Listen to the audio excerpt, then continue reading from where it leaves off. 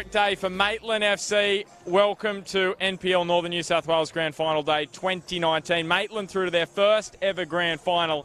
Edgeworth, a fifth consecutive decider. Welcome to Magic Park. Great to have your company. I'm Ben Homer. I've got Chris Turner, Damian Smith on either side of me.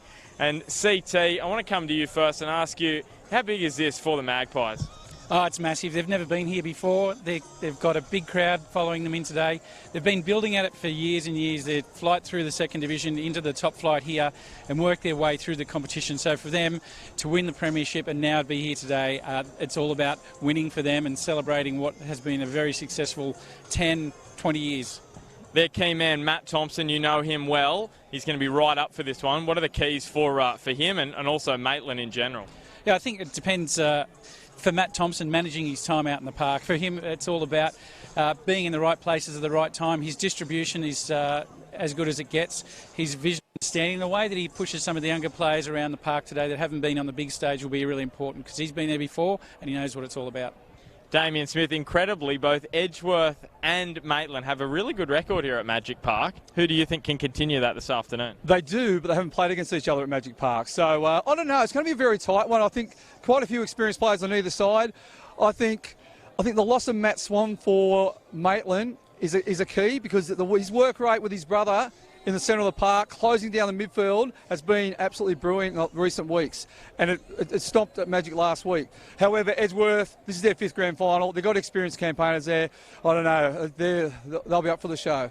They have lost the last two grand finals, and Damien ZANE said his side maybe was spooked playing at the stadium. They love playing here at Magic Park. Do you think that's going to be a huge benefit for them?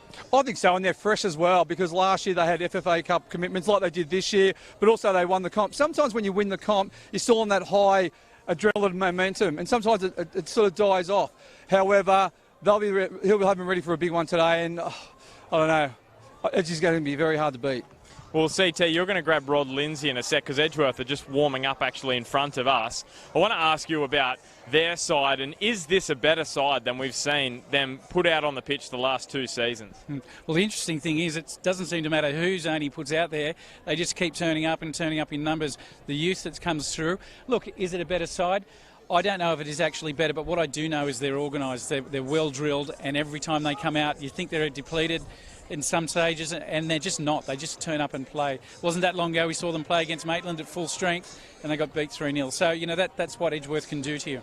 Just a final word from you, Smudge, on Daniel McBreen. His final match of football this afternoon. You know him quite well. What a player, and just what a man off the park as well. Mate, he's a superstar player, superstar bloke. And you know what? Such a benefit. There's my first touch. Such a benefit to have him back for the grand final. Last year he flew in grand final day, so he had tired legs. This year he flew in on Thursday. He's going to be the key coming in that last 30 or so minutes. And you've seen what he did in the FFA Cup. And there he is there, trying to get on camera, yeah, as he would. He's had an absolutely brilliant career, both on and off the park. Well, CT, Rod Lindsay is on his way over, so I'm just about to hand over to you. Of course, Michael BOLCH from Maitland. This is his fourth grand final, Smudge. He hasn't won one. You know what it's like to win a grand final. How much pressure would he be feeling? What were you feeling before you'd won a grand final as a head coach? Yeah, well, I lost the grand final before I won a grand final, and yeah, there's a lot of pressure there, but Mick BOLCH, they've won the premiership, so there's a little bit of pressure off. However, the hoodoo, he wants to break the hoodoo. So it's a massive day for Michael BOLCH and the Maitland community, really. And I don't know, I think he'll be feeling the pressure today, knowing he's been at Edgeworth before and he knows the Edgeworth psychic. So he knows it's going to be a tough game. Yep, should be a big game. CT, you have got a very special guest. I'll hand over to you. Thanks, Bart. This is Rod Lindsay. So, Rod, you are the trainer, you're the dad, you're the mentor, you're the fitness key, the guru. Thought we'd get you in here because get a look at Edgy and how you see their side this year from what has been physically to other years. We're looking at very young sides typically, but with some experience in there as well. Well, it hasn't been our greatest year as in preparation with injuries and players we've had. We've lost quite a few with injuries, whether guys go back overseas and stuff, but I think our preparation for our grand final has been our best. The week we've done things a lot different than the last 2 years. We haven't overplayed our hands. We've sort of backed off a little bit. ZANE wanted to downgrade it a little bit more. and make sure the guys were recovering and make sure that the bodies are good for today. And there's no doubt this week has been our best preparation. Yeah, well, and you put that together. We know that you work very closely with ZANE in looking after their fitness and their well-being generally throughout the club.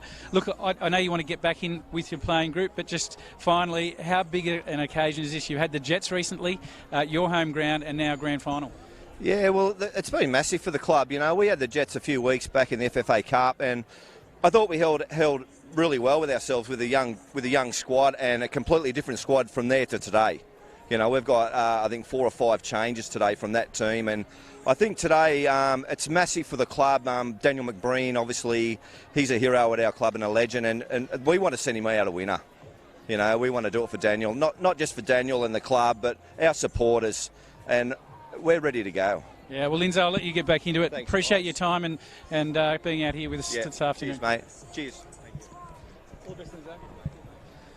Well, Smudge, Rod Lindsay, we know he's been around the game a long time. Edgeworth got a lot of key people in their group. Maitland also. Bringing Maitland into this ground, we touched on them before, but how do you think the players are feeling? Oh, they'll be very nervous. They've got a whole community behind them.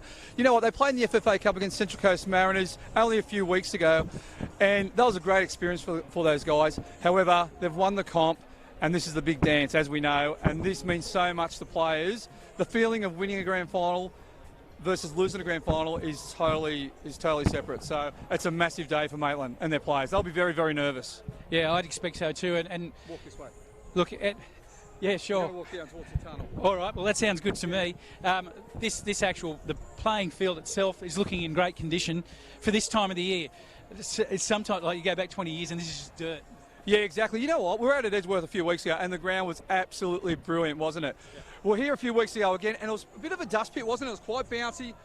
It was quite bouncy and and however, you have to give credit to the Broadmeadow Magic and the officials. They have made it absolutely pristine, haven't they, for the big dance today? Yeah, that's for sure, mate. The amount of effort that's gone into this ground and facilities, it's just fantastic. They do a wonderful job every year, and it's good viewing from this ground because the slope on the hills, it makes it very easy. So we're seeing people come out.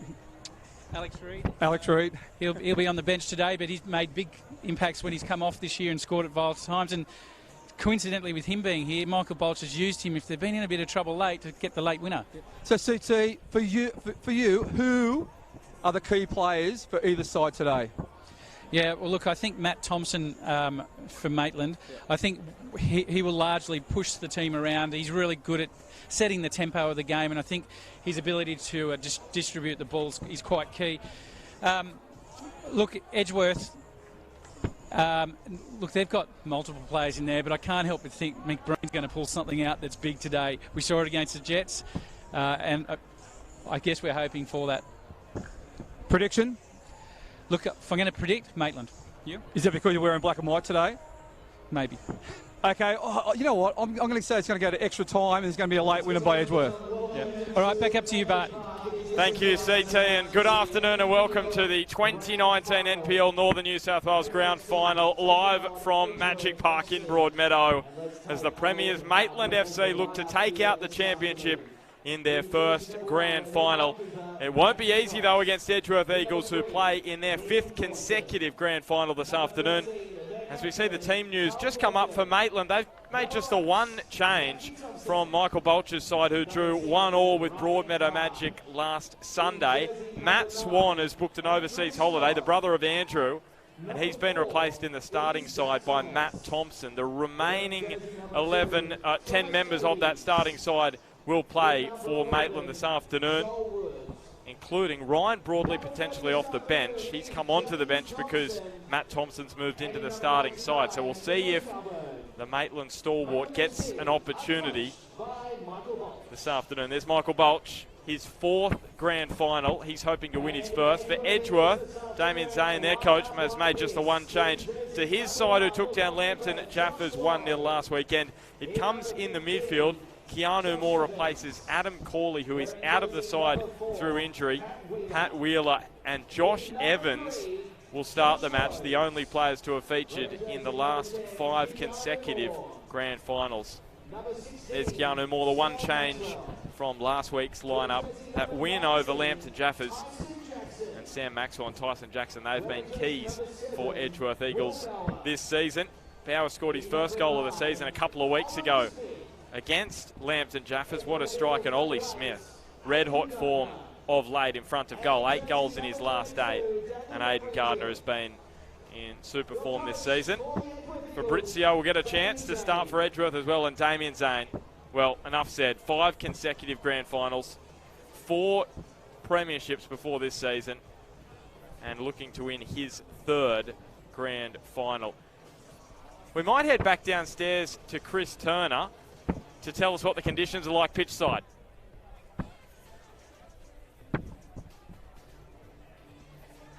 In full voice, ready to go. There's a lot of anticipation around the ground, and as I said before, the pitch is in really good condition. So look, from a player's point of view, this is what you want. You want an afternoon that's not too hot, which it isn't. There's a little bit of breeze and a good pitch.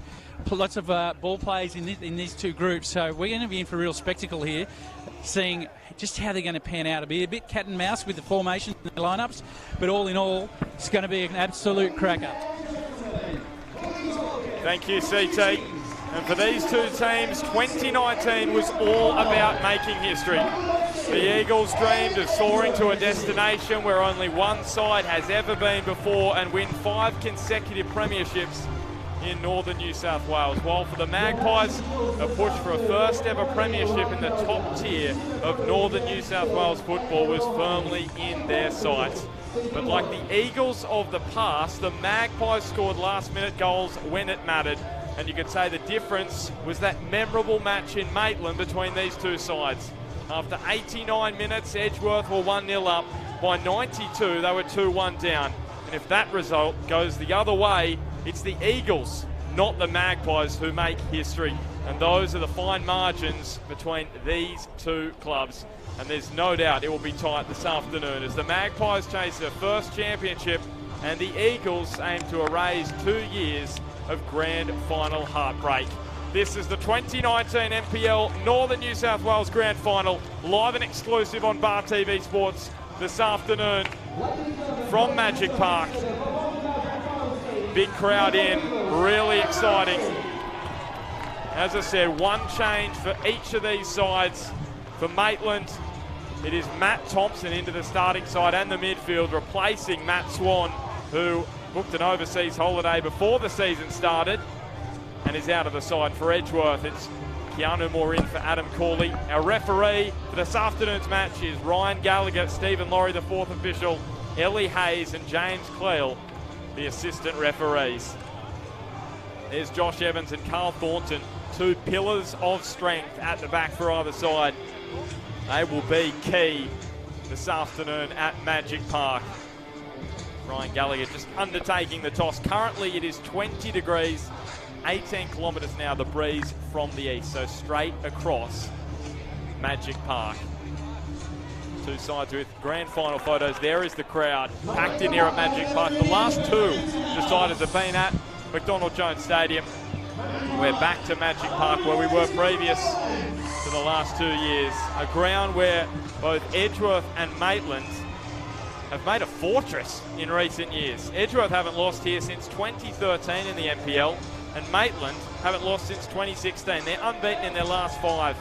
There's the bench for the Edgeworth Eagles. Assistant coach Gary Wilson, Rod Lindsay as well on the coaching staff. We had a chat to him pre-match. There is Joel Wood. Look for him up front for Maitland. 14 goals this season. There's the Maitland bench, Sean Pratt. There is Ryan Broadley, Grant Brown, and the super sub, Alex Reid, the late goal specialist. Could he produce another late goal this afternoon to win a grand final? There are a throng of Magpie fans at the southern end of Magic Park. Terrific crowd in. Ryan Gallagher checking his watch. Joel Wood with the ball in the centre. So it's Maitland to kick us off in the 2019 NPL Northern New South Wales Grand Final. And it's Nick COWBURN who knocks it up the ground. So after 6 months of football, the curtain will be drawn on the 2019 NPL Northern New South Wales season. And Damien Smith, which way do you think this one is going to pan out? Do you know what? I just asked CT on the ground earlier. And I don't know, mate. It's going to be a very tight one. Both have won 1 each this year against each other. I think Matt Swan's a big loss for Maitland. Just his work rate in the middle of the park. However, they bring the experience of Thompson in the middle of the park. He's a big game player. He's played over 200 A-League games, Bard, and I don't know. Maitland, let's go back. Edgeworth, this is their 5th grand final. They've got experienced grand finalists. So, I don't know. I think they're going to be hard to beat today. Here's Carl Thornton, so key at the back for Maitland this season, alongside Zach Thomas, who Michael BOLCH said has basically kept Alex Reid out of a starting job in the last part of the season. It's James Thompson. He has good memories of this ground. He won a penalty last match here. That was a couple of weeks ago against Broadmeadow Magic in that 2-all draw.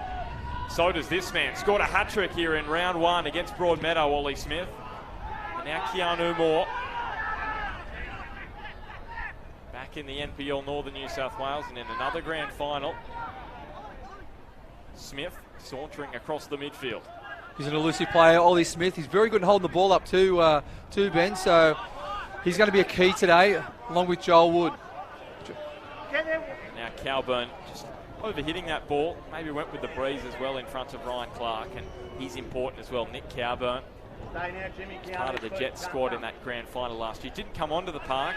He's got a much greater role to play this afternoon. I said earlier in the year, but Nick COWBURN for me is a large part of the reason Maitland has won the premiership this year. Just his experience, his A-League experience, and also lifts the boys. But he's a quality player. You can see the wing get hold of that ball from Zach Thomas there. Is that just the difference Maitland needed? Maybe just the cherry on top for this squad? That's right. It's only a bit of a tweak and just that lot, just a small little cherry bar, as you'd say. But it's just enough to lift the players up. He has got the quality. He's scored a few goals. He's a dead ball specialist. And I think he's the one who's just come in at the right time and has just lifted the boys to win the comp. And I mentioned pre-match as you were coming up here, Smudge, 5 points the difference between these two sides. If that result way back earlier in the season where Maitland got the job done in round 7 goes the other way, Edgeworth win the premiership. Exactly. And in that game, I remember that very closely. Maitland scored 2 very late goals. Edgeworth were up 1-0 and cruising. In the 89th minute, yes. It was 1-0 Edgeworth. That's right. I think also with Edgeworth, I think the game that really hurt them was the loss at Valentine. I think if they'd won that, they would have been very hard to stop for the premiership. However, full credit to Maitland. An outstanding season for Michael BOLCH's side. As we mentioned before, his 4th grand final. He hasn't won one yet. 2012, 2015 and 2009 with Valentine. The 2012 and 2015 grand finals with Hamilton Olympic. Yeah, I coached him at Michael BOLCH in 2009 for Broadmeadow at this ground. Ryan Clark going down. The Maitland fans are up. How good is it to see the Magpies faithful at the southern end of Magic Park? I don't think I've seen a bigger group of people here in the 2 grand finals we've had here previously. They are packed in at the southern end. I remember last time Michael BOLCH was coaching Hamilton Olympic against Magic when I was coaching Magic here. There was all Hamilton Olympic supporters all at the back, and I remember we scored in that corner and the heartbreak. It was a great feeling. The Shane Paul goal, I think. It was the Shane Paul goal, yes. There's a good photo of that. Here's COWBURN curling. Didn't dip enough for him. So the first shot in anger. 4.5 minutes almost gone in the 2019 NPL Northern New South Wales Grand Final. Chris Turner's come up from downstairs, and great atmosphere down there, isn't there, CT?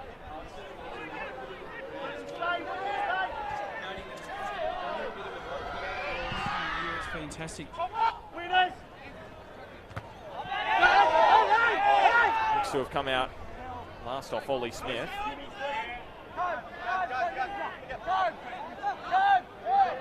It hasn't, so throw with Edgeworth. It's Wood to COWBURN. They've started well, Maitland CT. They're really on the front foot at the moment. Yeah, they certainly have, and they look dangerous. Here's Wood, penning one across goal. Josh Lowe took it well at the near post. These two coaches, ZANE versus BOLCH, they met in the 2015 grand final, and on that occasion, DAMIAN ZANE's men got the job done 2-0, and it was a really tight match, that one.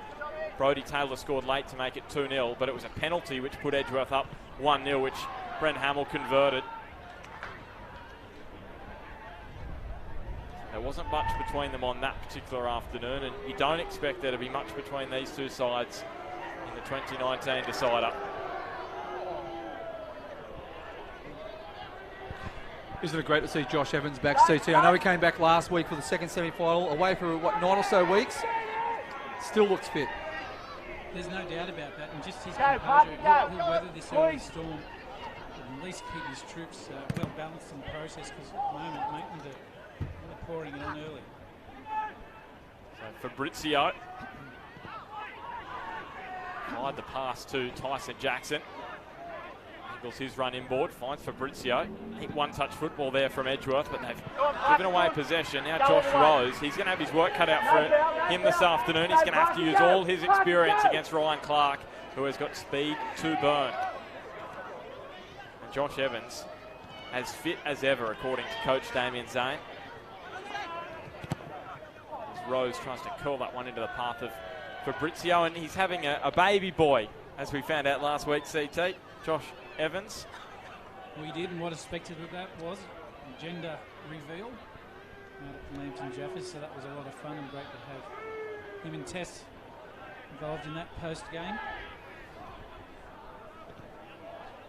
It was a result for Edgeworth, a 1-0 result. Ollie Smith scoring after they won the first leg 4-1. It was almost a non-event, whereas Maitland, there was plenty of drama at Cook Square Park last Sunday. Broadmeadow Magic thought they were through to the grand final when John Majerowski scored, but then Matt Thompson scored the equaliser to send Maitland through on away goals.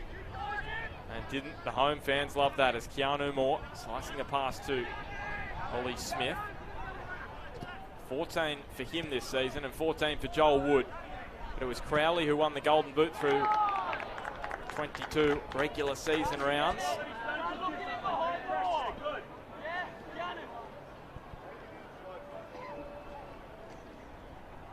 Since 1997, Maitland have beaten Edgeworth just once in either the top tier or the NPL. Just an incredible record.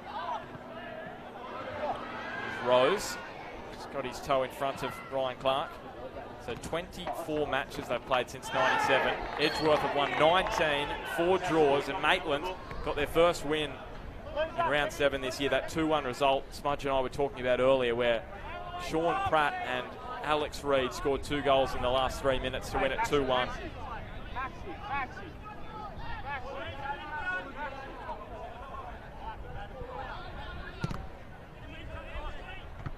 Swan, his brother, of course, on an overseas trip, maybe watching CT. You'd have to think Matt Swan would be checking this out.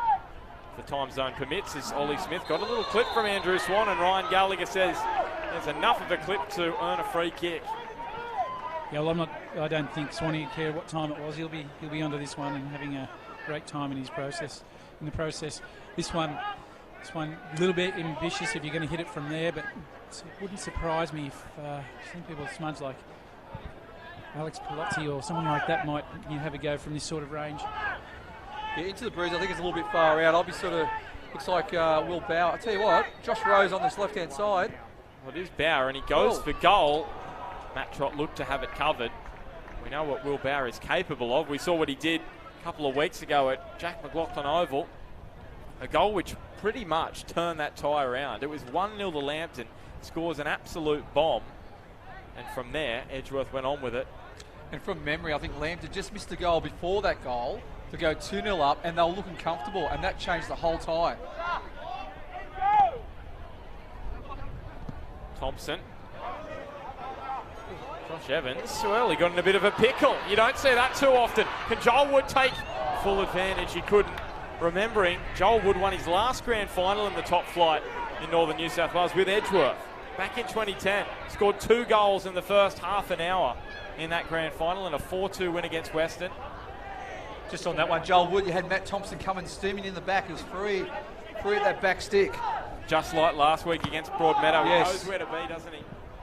Well, that's the key, and for Maitland, for him being able to do that and turn up at the right times. He doesn't want to go and chase everything down just as he is right now.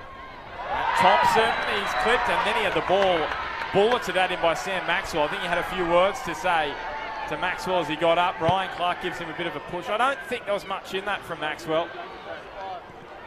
I like this distance for COWBURN. Yeah, very good distance.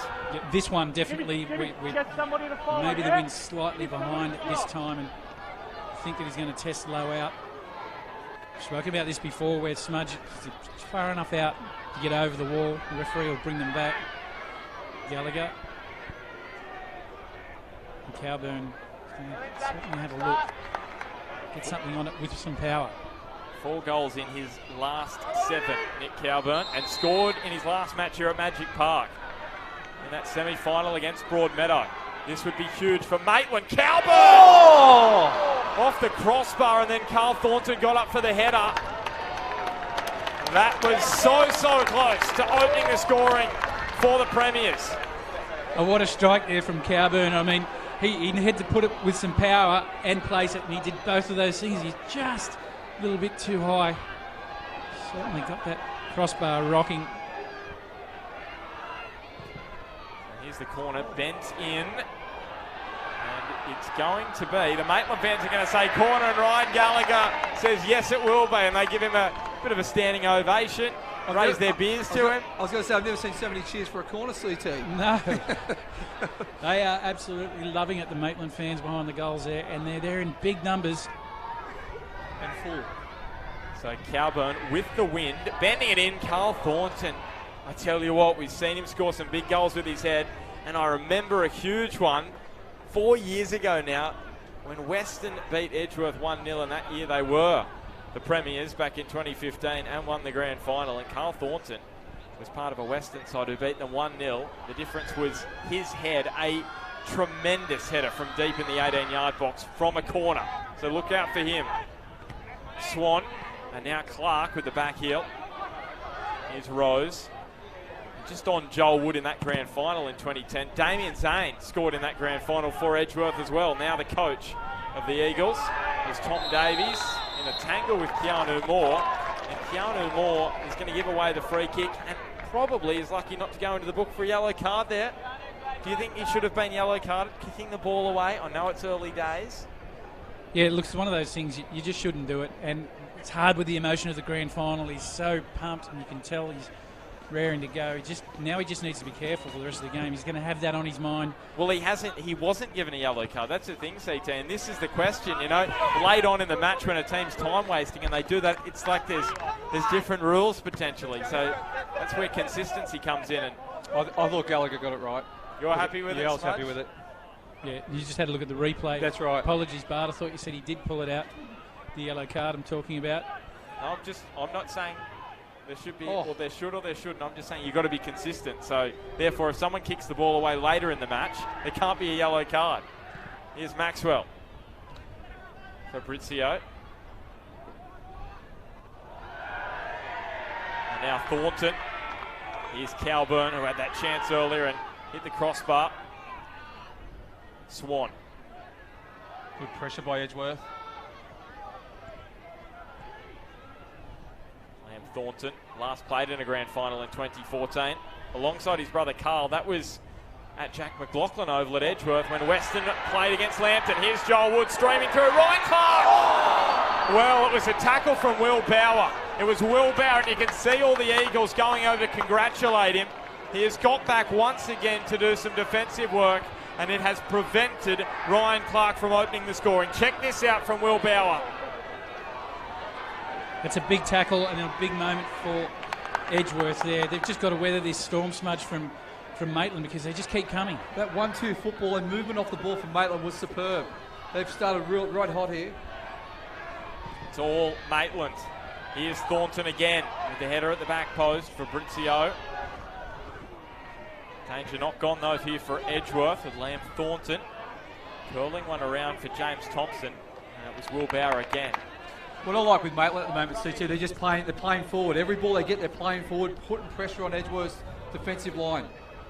Yeah, exactly right, Smudge. And the thing about that is there's no thought of sideways or back here. Everything's trying to go, as you say, go forward.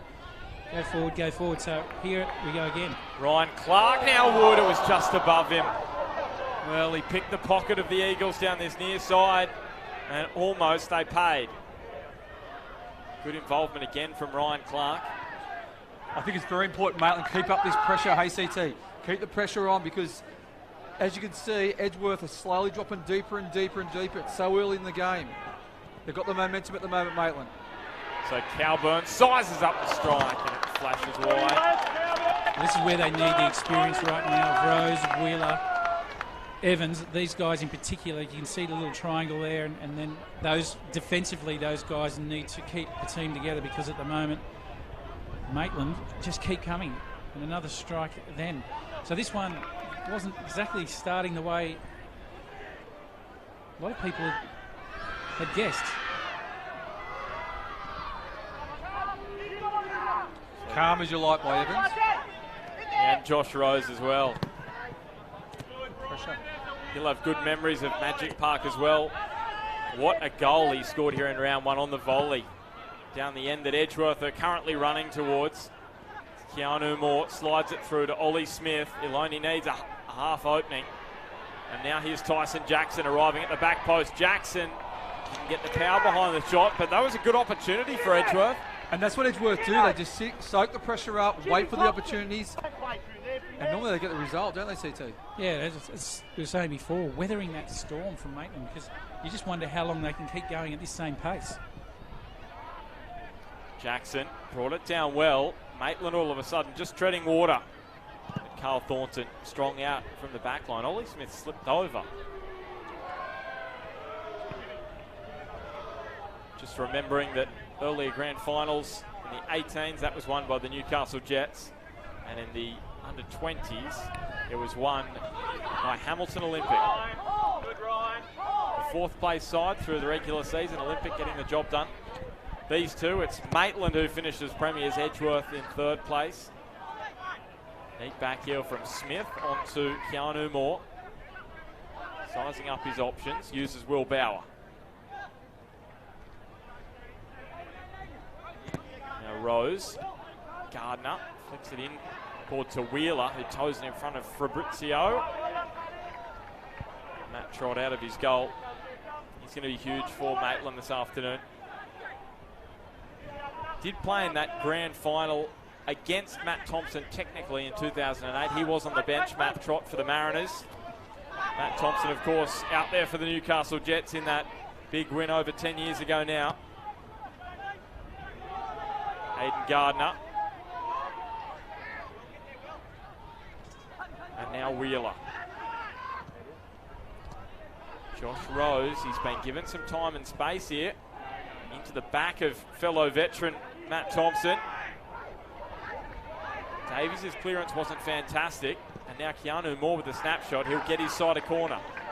Good passage of play by Edgeworth. ACT, the first time they've sort of really got into the game. They've weathered the storm.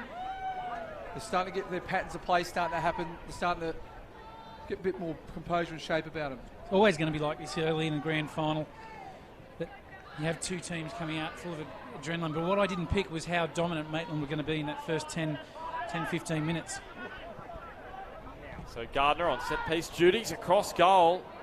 And it's Matt Thompson who's waiting there at the top of the box. If there was an eagle, could have been a different story. Jackson will track this one down and find his keeper, Josh Lowe.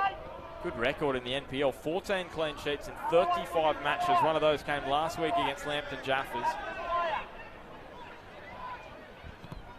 Rose to Moore.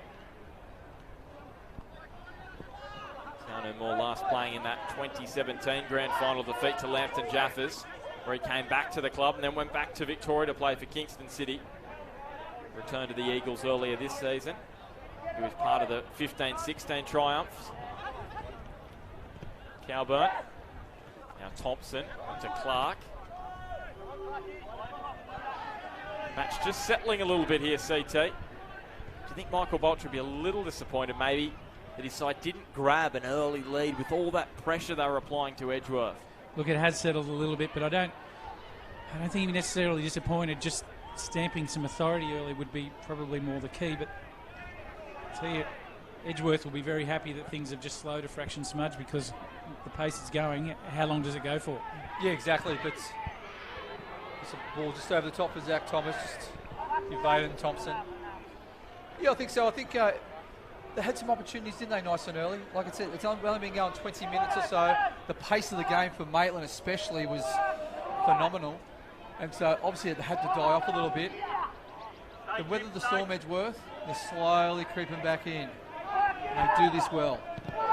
We spoke about the defensive plays in this man, Evans, and then sitting in front of him, Wheeler, who's been doing a great job, and then particularly here on the left-hand side in Rose. So these guys doing all of that. They'd like to hand over a little bit of the responsibility of the midfield now instead of the attack to let them get into the action as they're doing at the moment.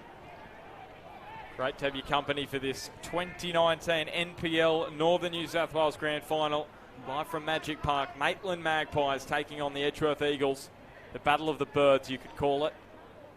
Maitland winning the premiership for the first time in their history earlier this season. Edgeworth in a 5th consecutive grand final. And great to have your company, live and free, exclusively on Bar TV Sports, this grand final, with Ben Homer, Chris Turner and Damian Smith. With you in commentary, it's Joel Wood. Takes on Pat Wheeler. He's able to curl it up, and it's a little awkward for Josh Lowe. Made it look easy in the end. And it's amazing how far this competition has come in terms of coverage from 2014, when Bar TV first started covering the NPL Northern New South Wales, to now. We've got about 1,500 people watching at once on the live stream, CT and Smudge. That is incredible. In previous years, we'd be looking 600, 700 maybe. Just the interest, it just amazes me every year. Is that because I'm back, Bart? I think it is, Smudge. I think that's what I'm putting it down to. Yeah, well, there were appeals for a free kick, not heeded by Ryan Gallagher. Oh. And now he said no free kick again, as Bow was cleaned up by Andrew Swan. And now Gardner sprays that one well wide. Well, Bart, I can tell you one person that is loving it, Bar TV, and the coverage is Chris Rafferty, who's Raff's long-term Maitland official. He's sitting over there in Rome, on the other side of the planet, in Rome, Italy, enjoying the coverage. So he says to say hi to you boys, and hi back to you, Raff. Is he at the Trevi Fountain or Coliseum? I'm not sure, mate. He may let us know. Keep you tuned. Might be off the tower. And if you are watching and you do have CT's number, can you just text him where you're watching? I can't wait to see CT's phone light up. So you don't have to be watching overseas. Just wherever you're watching, whatever suburb, just text CT if you've got his number. I'm not going to give it out if you don't have it. But if you've got his number, text him just to let him know. Because we want to read it out.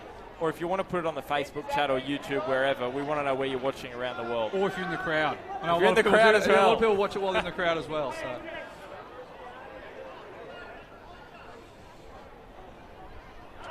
just over the halfway mark in this first 45 minutes, and it was Maitland who started the stronger, if you have just joined us.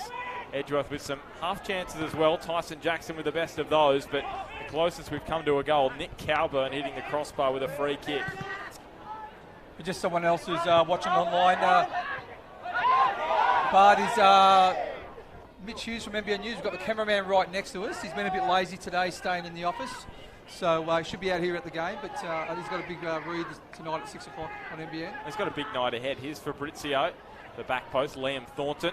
I thought you meant the cameraman was being lazy. He's been flat out, Smudge. Here's Thornton. Now Joel Wood. He was part of the Maitland side that was promoted in 2014, and the team that staved off relegation a year later. And then he's been around the world almost, Joel Wood, the Magpie striker. He's been to the Jaffas, he's been to Byron Bay, Valentine Phoenix, and now with Maitland this year.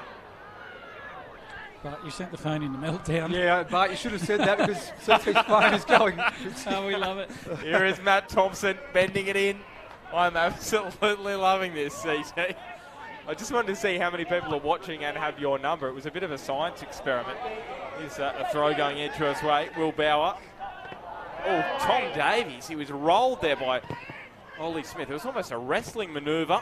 Here's Swan and Gardner coming together. Pat Wheeler stepping up into the midfield since Josh Evans has come back into the side. Keanu Moore. Fabrizio curling it in front of Ollie Smith, too far in front.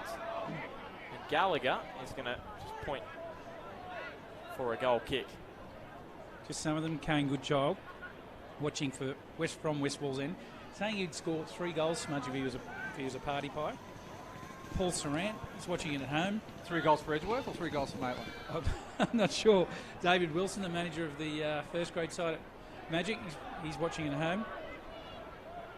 Kyle Mackerig, watching from ropes crossing fire station in Western Sydney. There's a message for you here, Smudge. I'll give that to you in a moment. Here's Josh Rose. And now Wheeler. Well played by Edgeworth. Good switch of play. Sam Maxwell has been a rock at the pack, hasn't he? Sam Maxwell, since he's come back from injury. And now Ryan Clark. And that was in the last couple of months. He was asked to play a full match, first week back from injury, and he was outstanding. Here's Clark. Threading the ball through towards Matt Thompson. And Evans has won his side a free kick. God, that was so smart play from Josh Evans. The way he just sized the ball. He knew that ball was going in. Jumped in front of Matt Thompson, and Thompson did foul him. He's been put under some pressure in this first half, Josh Evans. The man who played alongside Josh Rose at Brisbane Strikers back in the 03-04 NSL campaign. Played just the one match. He was part of the youth team back then. And Rose, part of the first team at the Strikers in that year. Of course, he was turned down by Hamilton Olympic and Broadmeadow Magic in 2014, Josh Rose. Here's Keanu Moore. Sorry, Josh Evans, I should say. Here's a free kick going Maitland's way. Frustration from the Eagles fans on the far side. Yes, Josh Evans turned down in 2014 by both Broadmeadow and Hamilton. And Michael BOLCH was the coach of Hamilton then. And I spoke to Robert Virgili about that just a few weeks ago, and he actually didn't even know. He was coaching Broadmeadow at the time. He didn't actually know that Josh Evans had contacted the club. Because they probably virtually signed all their players anyway, so... Yep. Intriguing. Here is COWBURN again with a dangerous delivery. Almost plonked it onto the head there of Joel Wood. Now Keanu Moore in a foot race with SWAN. Yeah, the SWAN boys have been very effective for Maitland this year, CT. What they do is they break down play a lot. You can't get into a rhythm. They give a lot of fouls away in the middle of the park, which breaks down the momentum of the attacking team, and they do it very well. They just keep, it's almost like a scrap for them every week, isn't it? And you're right, you just can't get in a rhythm playing against them because they just keep turning up. Well, they just roll up the sleeves, don't they, and get the hard work done. And just while we've got a half a second, let's go back to Chris Rafferty, Raff, in Rome to answer your question, Smudge. So he's near the Eiffel Tower? Trevi Fountain. Trevi Fountain. Yep, and he said it's great vision over there, even with dodgy Wi-Fi. So, listen to dodgy CT. Yeah, hitting dodgy Smudge. Yep, on the Benny Hill show. So Thompson brings it down. And here is COWBURN rolling it wide to Liam Thornton. Went via Jackson towards Thompson, but Pat Wheeler is able to intervene. He played in that 2010 grand final as well, alongside Joel Wood and his coach Damian ZANE. Now Sam Maxwell. Edgeworth again playing 3 at the back this week. They played 3 or 5 at the back last week against Lambton to lock out the semi-final series, and they're doing it again today. Just gives that extra number in the back line, and obviously it helps protect some of the fullbacks with the pace of Maitland and Thompson and Ryan Clark and Joel Wood. And you love that formation, don't you, Smudge? Yeah, love that formation. It's a very attacking formation, but it can also be very defensive if you're under pressure. So Keanu Moore looking up, making the run. Squares it up for Will Bauer, trying to get that left boot free. Here is Keanu Moore! Good save from Matt Trott. He just lashed at it, and Trott had to go quickly to his right. Great save by Trott. Got down early. You're going to break the mic, Smudge. I was going to say, apologies for the moan there. Smudge. Here's Thompson. Pushing into open pastures, finds Maitland's leading goal scorer, Joel Wood, sending Maxwell left and right. As the run of COWBURN opts for Liam Thornton instead. How's his delivery? Again, into the back of Tyson Jackson. He has to do better there, Liam Thornton, doesn't he, CT? They had numbers in the box. Edgeworth slightly shorter numbers. a good delivery, there would have been a chance. So just over the half-an-hour mark in this 2019 NPL Northern New South Wales Grand Final. The premiers Maitland against third-placed Edgeworth Eagles in their 5th consecutive Grand Final. Just 2 players out there for Edgeworth who have played in all 5. Pat Wheeler and Josh Evans. Here's a free kick going the Eagles' way. You could hear the Maitland bench very unimpressed.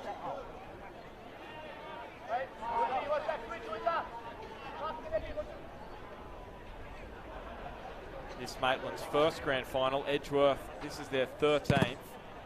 They've won 5, lost 7, including the last 2. Wheeler with an important touch, but Joel Wood has given away the free kick. More frustration from the Maitland faithful down the southern end.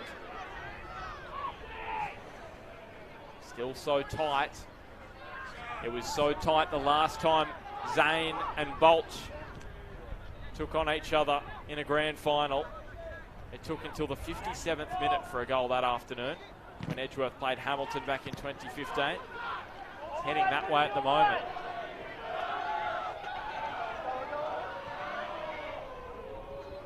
Maxwell, part of the grand final winning side that, I should say the grand final side last year that went down, Sam Maxwell.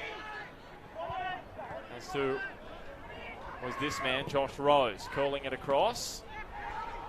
Ollie Smith, he was in Victoria last year. Here's Jackson on the volley. As you can see, Edgeworth slowly creeping back in, aren't they, CT? They do it well. They do an Edgeworth on teams, don't they? Yeah, if you could call it an Edgeworth on teams. We say it all the time. They do an Edgeworth on teams. Weather the storm, they creep back in and slowly. It's like a slow death, isn't it? They just slow. Boa constrictor, would you call it? It is, yeah. The boa constrictor. I guess the point is with them, though, those big games and the big names in the ones that we read out earlier in the defensive pattern, they're the ones that at the moment they've worn the bulk of the load. Evans, Wheeler, Rose. Well, we talk about styles which suit any conditions. Edgeworth style is one that can suit any game, any day. Here is Andrew SWAN winning possession against the byline. Tipping it towards the back post. Thompson off the back of Bauer. The spin was awkward for Rose, but gee, how cool was he? Quality player. And now Will Bauer outrunning James Thompson in possession. And it's almost taken us out. Hey, mate, don't be scared of the ball, mate. I'll go and get it. Hang on. Oh, wow. Ended up in here. That's the closest ever. This is what we've ever had. I'm keeping the ball. Wow. CT's got the match ball. Oh, wow. I think I might have to go for a concussion test, CT, after that. Incoming. Just got out of the way in time before my headset would have been smashed to a million pieces. Anyway, I thought it was going to take the camera out, to be honest. All right, we'll move on. Wow. Tell you what, Bart, you've got no vision. You've seen that late. Thanks to Tom Davies. No, I've never seen someone move so quick. Don't be scared of the ball, mate. My headset, Smudge. My headset. I didn't want my headset broken. I'm not going to catch a header ball with a headset on. Here's a free kick going Edgeworth's way. Just going back, I was talking to Damien Zane prior to the game, and one of the key plays he thought for Maitland was James Thompson. He's got pace, he's raw, he's very dangerous, and he's very physical. And I've noticed that he's causing a few little problems for Edgeworth, but he's one of the key men they know they need to close down. So almost 10 minutes left in this first half. Commentators, camera people, all safe. And we're text. all safe. And text messages. Smudge, our mate Squeak. Nickname Shagger. Well, yeah, it's just Squeak. Let's run with that. It's in Tuncurry. So he's watching us up there. And Carson Dodd is in Rome. Carso, hope you're enjoying your time over there.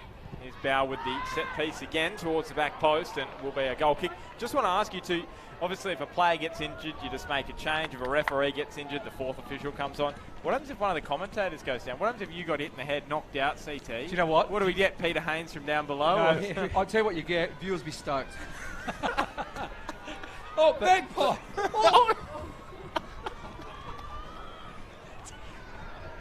Tell you what, this is the Benny Hill show up here. Bloody hell.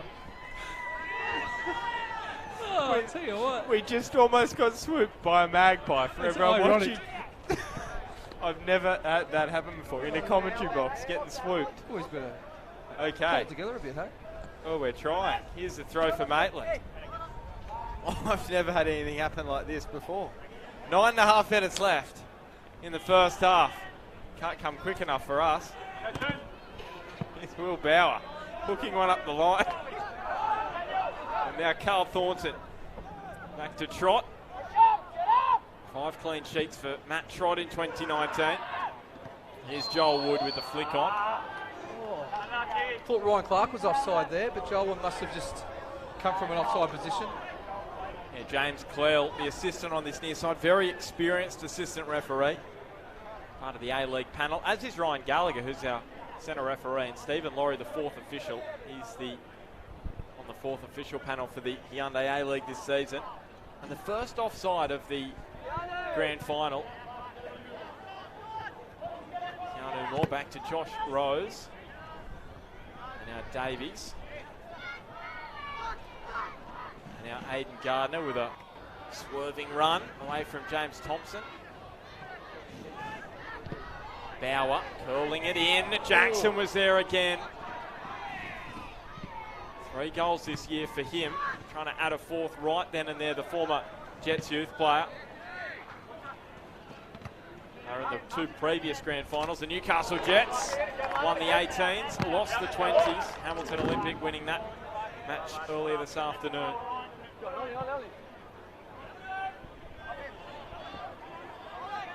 And it's been very tight, this grand final, probably for the last 20 minutes or so.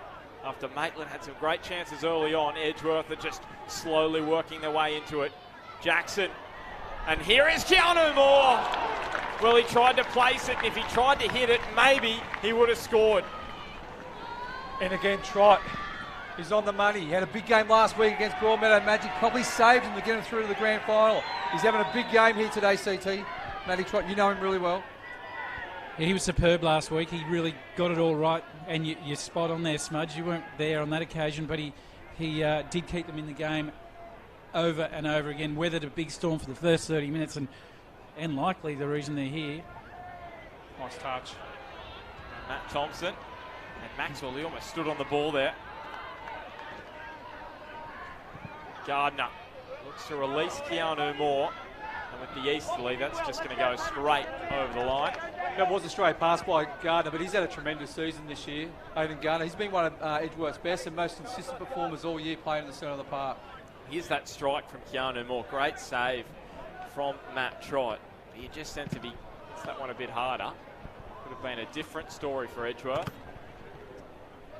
It's been them who have had the better of the chances in the last 15 or 20. Matt TROTT will bring it under his control. A lot of people thought that this would be tight, and it is exactly that so far. It's Liam Thornton. Didn't he do Tyson Jackson down the left and then gave away possession? The Maitland fans wanted a free kick. I thought it was a good decision by Gallagher. I think Liam Thornton went down too easy. Yeah, I think he's done well in this one thus far. And now here is some space for Dan Fabrizio. Takes on Carl Thornton. Fabrizio fired it at the near post, and Matt TROTT just blocked it with his chest. Good goalkeeping. Again, TROTT standing up when it mattered. And made sure he didn't parry it in front of the Eagles, who were approaching in the middle of the box. And you've got KEANU Moore coming in here just on the edge of the 18-yard box. You cut it back to KEANU Moore. He's free on goal.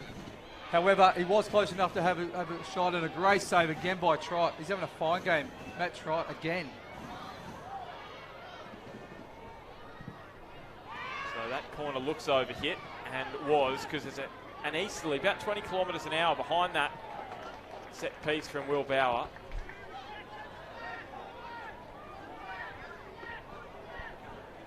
So Rose with the throw, looking for Ollie Smith. KEANU Moore, did he clip Tom Davies? He didn't.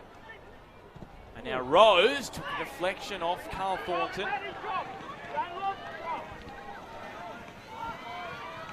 Well, this wind has swung. It was out of the northwest this morning, and I'm thinking probably about 15 kilometres per hour, but maybe a touch stronger at times. And then it's just rotated. It's around the north and now the northeast. You're a weatherman in a past life, CT. Ryan Clark curling it, and Josh Lowe. Well, that was closer than what it looked. And with the breeze, it was once again very awkward for the Eagles custodian. There's James Thompson.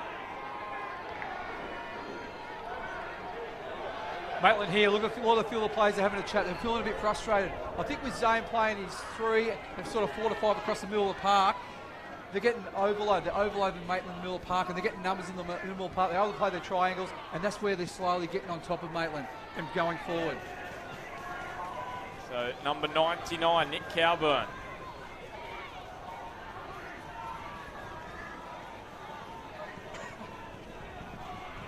Bending it, Thornton was there, as was Josh Rose. Here is James Thompson. Curls it, and Lowe. To a little bit of a shoulder from Thornton. He did very well there, Lowe, under pressure, CT. He did. He stood strong, and he needed to. Thornton's always going to give him a little nudge. Not long until the break. Just over 3 minutes now. Maitland the better side early. Edgeworth have come into it in the last 20.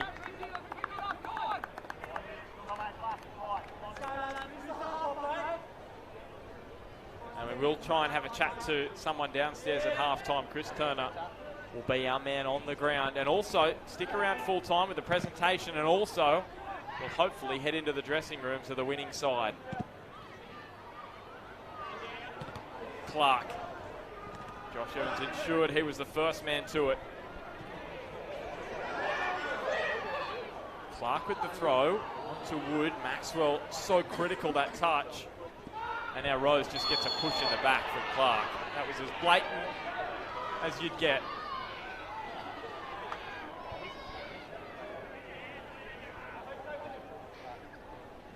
Both these sides very strong at home during the season. Not great on the road. Maitland 3 losses in their 10 matches away from Cook Square Park, or away games.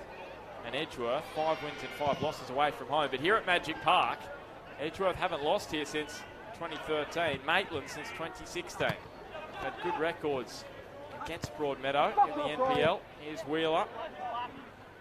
And now Smith onto Fabrizio. Tom Davies got a toe in. Just on Smith, I'd like to see him just come off Carl Thornton a little bit, drop 10 yards deeper, get the ball into those pockets and turn and face forward. He's a very dangerous player playing forward. I think sometimes he gets caught too high. I'd like to see him just drop in these pockets a bit more, Bart. Maxwell, well, not quite sure what he was trying to do there, Sam Maxwell. Really wished he had his time over again. You think both coaches will head to the sheds fairly pleased with the scoreline as it stands currently? I feel it's been, if you take up all the chances and you calculate it and put it in a mix-up, say who was the best side in this first half, I think it's pretty even. I think it's pretty even. If it was a boxing match, the first 15-20 minutes had to go to Maitland. They had some chances. I think Michael BOLCH would be disappointed not to at least get one of those chances. However, the last half hour or so, Edgeworth has just clawed back and they've had some good opportunities. And yeah, like you said, if you threw it in a mixer, it would have to be an even boxing match at the moment. Yeah, Nick COWBURN obviously hit the post from that free kick, hit the crossbar, but KEANU Moore had that golden chance probably about 10 minutes ago now. Oh, great turn. As has this man, Fabrizio. He's had some good chances too, and now he threads the ball for KEANU Moore. Tom Davies, the toe in as well. He knows how good this Edgeworth side is. He played against them in the 2015 grand final, coached by Michael BOLCH. Andrew SWAN, part of that Olympic side as well, as was Matt Swan, who's not playing, as we know, because he's overseas. Maxwell drilling it in. The clearance wasn't great from Swan. It falls for KEANU Moore. And now Smith, on that occasion, too much power and not enough precision. Yeah, and if you look at both sides, they're getting in really good positions in this front third, but their end product is just not happening with them. So there's going to be 1 minute at a time. The ground announcer said, Bart. Probably wouldn't think enough time for a goal here with the goal kick to be taken. They'll have to take something miraculous. It's been that tight. Both defences very strong during the regular season. Edgeworth conceding just over a goal a game, 24 in 20, and Maitland 27 in 20. Not the best defences in the league. Close enough. Edgeworth the second best, behind Lambton Jaffers. Carl Thornton drops it back to Matt Trott. Yeah, like you said, Bart, I think both coaches would be reasonably happy at half-time, provided it goes in 0-0. Both sides had their chances. A aerial ping-pong here between Swan and Maxwell. And like Michael BOLCH said last week, his subs have been doing a job off the bench. So you come 30 minutes to go, he's going to sub. Yeah, and that will do us for the opening half at Magic Park in the 2019 NPL Northern New South Wales Grand Final. It was Maitland who came out of the blocks hard. Nick COWBURN hit the crossbar from the set piece. And then Edgeworth through KEANU Moore and Dan Fabrizio with some chances late on in the half. But at half-time, it is Edgeworth Eagles 0, Maitland Magpies 0. And we are going to head downstairs with Chris Turner, who's going to go and have a chat to Matt Thompson. Yeah, thanks, Bart. I'm going to see if I can just catch Matt Thompson on the walk into the shed. He'll be thrilled. Tommy, you guys come out absolutely firing in the first 15, 20 minutes. And then Edgy coming under a little bit of, putting under a little bit of pressure right now. Yeah, they were definitely on top of us that last 15, 20 minutes. The break couldn't have come quick enough, to be honest with you. So the break would do us good and make sure that we play for 45.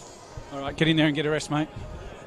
Thank you, CT. Boys, yeah, obviously that's some thoughts from Matt Thompson there. Absolutely amazing that he's been able to continue on. I mean, he's had a fair bit of time off over the previous weeks and then back into this game. He looked a little bit frustrated and a little bit hot in the face, but he's a genuine campaigner and he'll do really well here. So back up to you, Bart. Just on that, CT, you're looking pretty hot in the face down there. Looks like you got sunburnt today out in the crowd.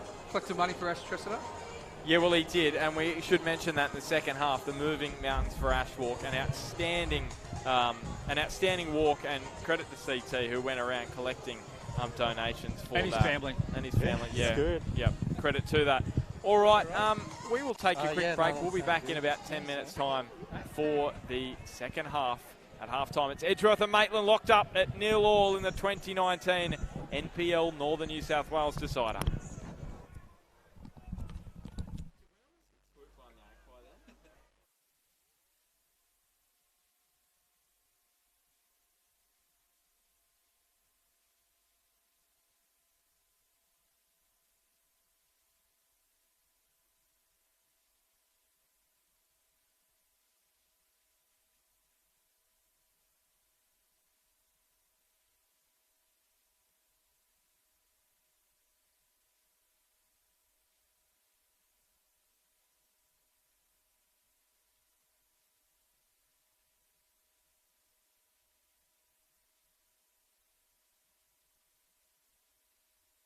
Feel like you're going nowhere, but you always have a choice.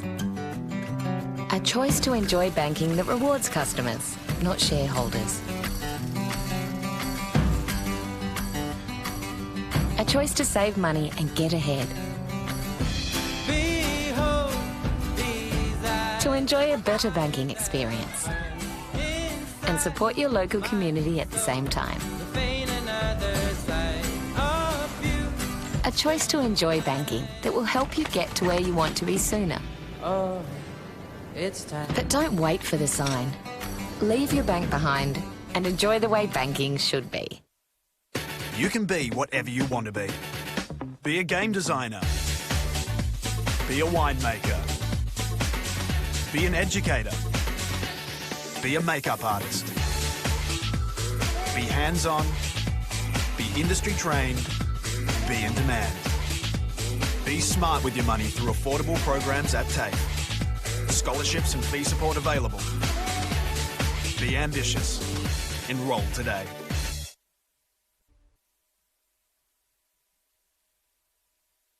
NBN News, your local news in the Hunter. Families were given the devastating news today. Cormac Rossi appeared before Newcastle local court this afternoon. Dungog's main drag is well overdue for a facelift. Now work begins on Monday. Police were attempting to stop a station wagon when it crossed to the wrong side. West League Balance One winning their third consecutive Greater Bank Open Championship Grand Final. NBN News, nightly at 6. TAFE New South Wales summer football has really helped all ZANE. It's important to keep the guys and girls being able to play through the off-season, keep their skills up. TAFE have been great providing balls, bibs and other equipment for the competition. It's really helping us out. It's a great way for everyone to keep active and keep in touch with their mates over the summer, and yeah, we're happy to put it on for everyone and for TAFE to be on board.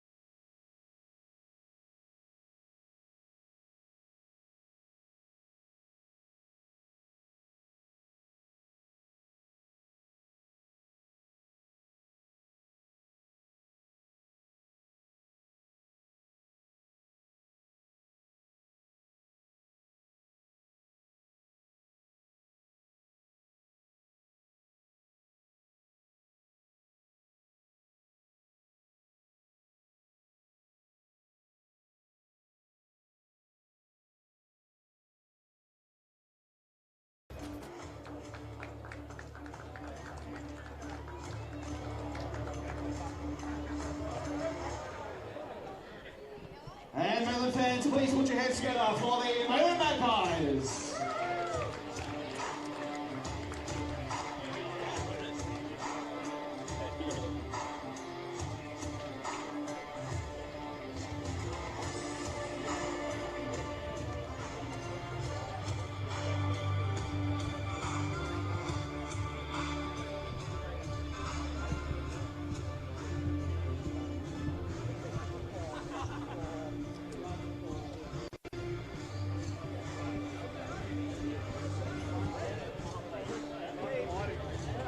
Welcome back to Magic Park, the 2019 NPL Northern New South Wales Grand Final from Magic Park, the home of Broadmeadow Magic. But it is Edgeworth Eagles and Maitland Magpies playing in this year's Grand Final, and it will be Edgeworth to get us underway in the second half. 0-0. They finished the second half the stronger after Maitland roared out of the blocks. So Ryan Gallagher sends us on our way for the final 45 minutes, potentially, of the 2019 season. But will it be the final 45, Chris Turner, or are you seeing in your crystal ball extra time and potentially penalties? I'm sure everyone would love to see that. I don't know, I think there's a goal in it. The first half was really hard. Maitland early put a lot of pressure on Edgeworth, and then Edgeworth weathered that storm, worked their way into the game. So now we'd expect to see in a grand final all of that energy smudge, all of that adrenaline. Things open up in the last 20 minutes in particular. Yeah, agree. And you know what? Michael BOLCH, interception by Swan. Andrew Swan pushing forward, rolls it wide to Ryan Clark. They're going to try and start this second how they started the first 45 minutes, Maitland. Here's COWBURN. He hit the crossbar in the first half. Sam Maxwell able to use his body to win his side a throw. Yeah, I agree. I think the last 20 minutes of the game is really going to open up. Michael BOLCH has said time and time again, and it's worked for him the last 20 or 30 minutes. His substitutions have come on and done the job. I think the same for Edgeworth. They've got Daniel McBreen, they've got some key players on the bench. In that last 20 or 30 minutes, the game's going to open up. It's all about the moment, CT, isn't it? Who takes the moments? Yeah, and you're right. And you mentioned McBreen, and on Maitland's bench, they've got some as well, including Alex Reid, who's been scoring goals when he comes on. So KEANU Moore. And now Will Bauer. He has an early shot at goal, but never the power to trouble Matt Trott, the former A-League keeper. But we're talking predictions before the game, and I think CT, you went 2-1 to Maitland. I said it's going to go into extra time. However, I don't feel that. I think there's going to be goals in this. I think it's going to be one in normal time. Ryan Clark rolling it into the path of Wood. Of course, his last grand final, 2010, when he won with Edgeworth against the Coalfields club. In that case, it was Western. And Maitland trying to at least get close to matching Western. They've got a long way to go in the history stakes. Western have been a top club in northern New South Wales for many years, but the last 5 years or so, it's been Maitland who have taken that mantle from them. Western have struggled, not made the finals since 2014, and Maitland, this is their third appearance in the finals, first grand final, and you sense it will continue because the money is being put into the club. They've got the players, they've got the coaching staff, and they are just building for a bright future. And for more reports, most players have signed on for next year for Maitland FC, so they're going to be a powerhouse again next year, CT. So exciting, those battles between Western and Maitland. Here's Ollie Smith, just drifted over his head. Fabrizio, can he keep it inside the line? Well, he did well, but Thornton came over and knocked it over the sideline. Gardner. Great ball. And now Fabrizio, what vision from Gardner. And Fabrizio's cut back into Swan. And Zach Thomas, gee, he can thump the ball long. It's not like he had the breeze behind him there. One of the keys for me, boys, is Matt Thompson and the way that he manages his time out in the park. He put in a big first half, and I don't know whether you could see the vision that well, but look on his face, it was just like he needed a break. Get a quick rest and come back out. But how long he stays on the park for them is a real key for me. Despite what they've got on the bench, they'd like to keep him out there as long as they can. But when was the last time Matt Thompson started a game? I know he's been coming off the bench and doing a tremendous job off the bench for Maitland. It would have been just after their FFA Cup matches So a few weeks ago now, because he's been coming off the bench of late for Maitland. Of course, he had that outstanding 2-goal performance against Valentine Phoenix. Because as you know, the older you get, CT, and you're getting older, match fitness is the key, and you need to keep playing to keep that match fitness up rather than doing your runs outside the matches. Yeah, you sure do. So someone like Thompson versus COWBURN, for example, he's going to manage his time a little bit better. What I mean by that is he's not going to make unnecessary runs. He's not going to make unnecessary tackles. He's just going to try and keep his mind and his body fresh for when he's got to make good decisions or make that run or that tackle or that pass that does make a difference. Yeah. COWBURN, a bit younger, probably just go the whole way flat out.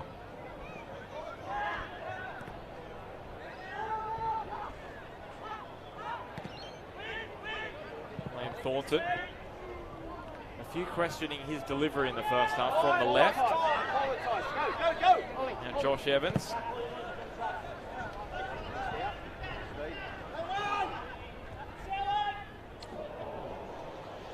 So it will be just the goal kick in the end. I can tell you, Smudge, Matt Thompson's last start was the 18th of August against Adamstown Rosebud. It lasted only 39 minutes. Ollie! 7 then, so looks like we've got a substitution. We've called it nice and early, but... Well, Daniel McBreen, here he is, replaces Ollie Smith, their leading goal scorer. So has he got a problem? Just going to go and have a look at his reaction to being substituted. I think he's got... Yep, he has. He has just pulled up his right short and he has got strapping all around his right thigh. I thought there would have to be something up if he wasn't going to play the full 90 minutes, Ollie Smith. He's kept that well hidden, hasn't he? Yeah, he's been solid. In saying that, he probably wasn't as mobile as he usually is because he's normally dropping deep, picking the ball up, but he's dangerous every time he plays. However, McBreen is a great substitution and he's going to be an absolute pest for the Maitland defence. And the energy, we do know he could be a little bit proppy on that calf. Remember, his last match was that FFA Cup round of 16 clash against the Newcastle Jets. That was about a month ago now. Just under a month ago when he scored that stunning goal from about 35 out. Tyson Jackson curling off the back of Thompson. Now Moore on the turn. He had some good chances in the first half. On that occasion well blocked. Rose. And he's won his side of corner there.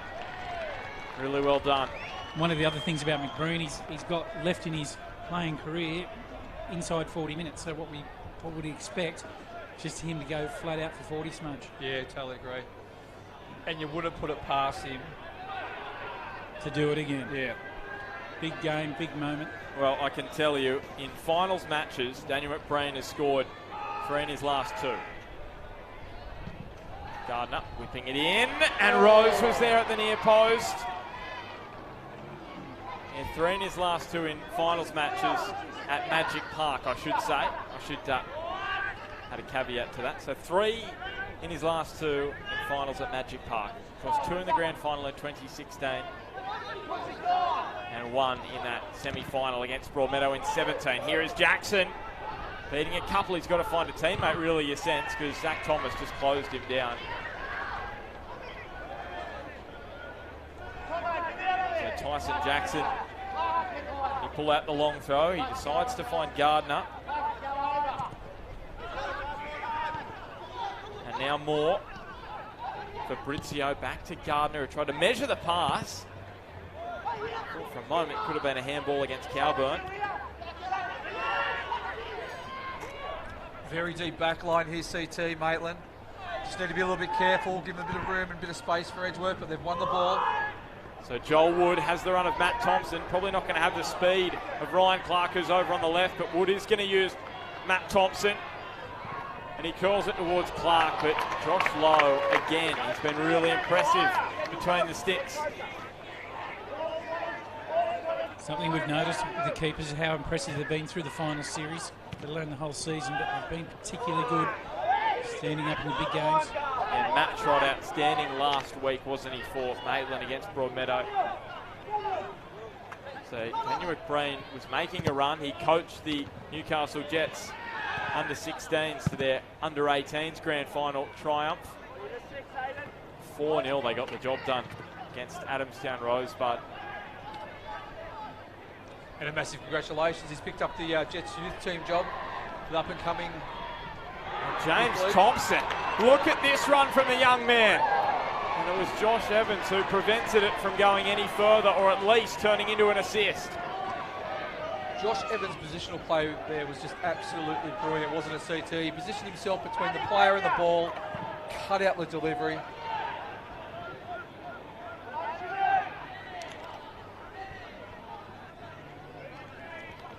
CT, when we do get a spare moment, we need to talk about the Moving Mountains walk for Ash. And I think now is a good time for that. You've been collecting donations. Yeah, we sure have. It's a walk happening on the 18th of October from Marathon Stadium all the way through to the Central Coast Mariners Stadium. And on that walk, Ash is going to be led in front by a group of his mates and anyone that can come along and support. We've been raising money for this over Saturday, Sunday last week, and then again here today. The tally at the end of last week was just a bit under $1,400, boys, which is just fantastic from Newcastle footballing community to get behind Ash, who was injured now in a wheelchair. Smudge, and you know him well. Yeah, and I've seen Ash here today in his wheelchair and he's with his good mate with him. Luke. Yep. Yeah, that's for sure. And so if you want to come along, we encourage you to do so. 2 p.m. from Marathon Stadium. McDonald Jones Stadium. McDonald Jones, sorry. I know it was previously Marathon, but it's for younger viewers or listeners. Yes, it was a fair while ago. Here's KEANU Moore. And for the older listeners, the International Sports Centre. Yeah. That'll be from 2 o'clock. So that will be happening. But big thank you. And I don't know what we've raised today, but I'd love to think that in total we're in excess of $2,000. Yeah, outstanding. We'll be well ahead of that, I think, CT, with the generous donations of the fans here at Magic Park today. So Ryan Clark rushing down the left and then playing it in towards Joel Wood. Again, Josh Evans. He chips it up the line. Zach Thomas with his head there in front of Fabrizio. So this was the minute when Edgeworth scored in 2015, and the reason I bring that up is because it was Damian Zane, the coach of Edgeworth, and it was Michael BOLCH, the coach of Hamilton Olympic. It was Edgeworth who scored in the 57th from a penalty and went on with it from there. Here's Gardner, McBreen. He didn't play in that grand final. He played in 2016 when they beat Magic 2-1 and he scored 2 goals. And what you know about McBreen, he's going to get in positions, isn't he, CT? He'll float in and out of the game, but he'll get himself in positions to score like he did then.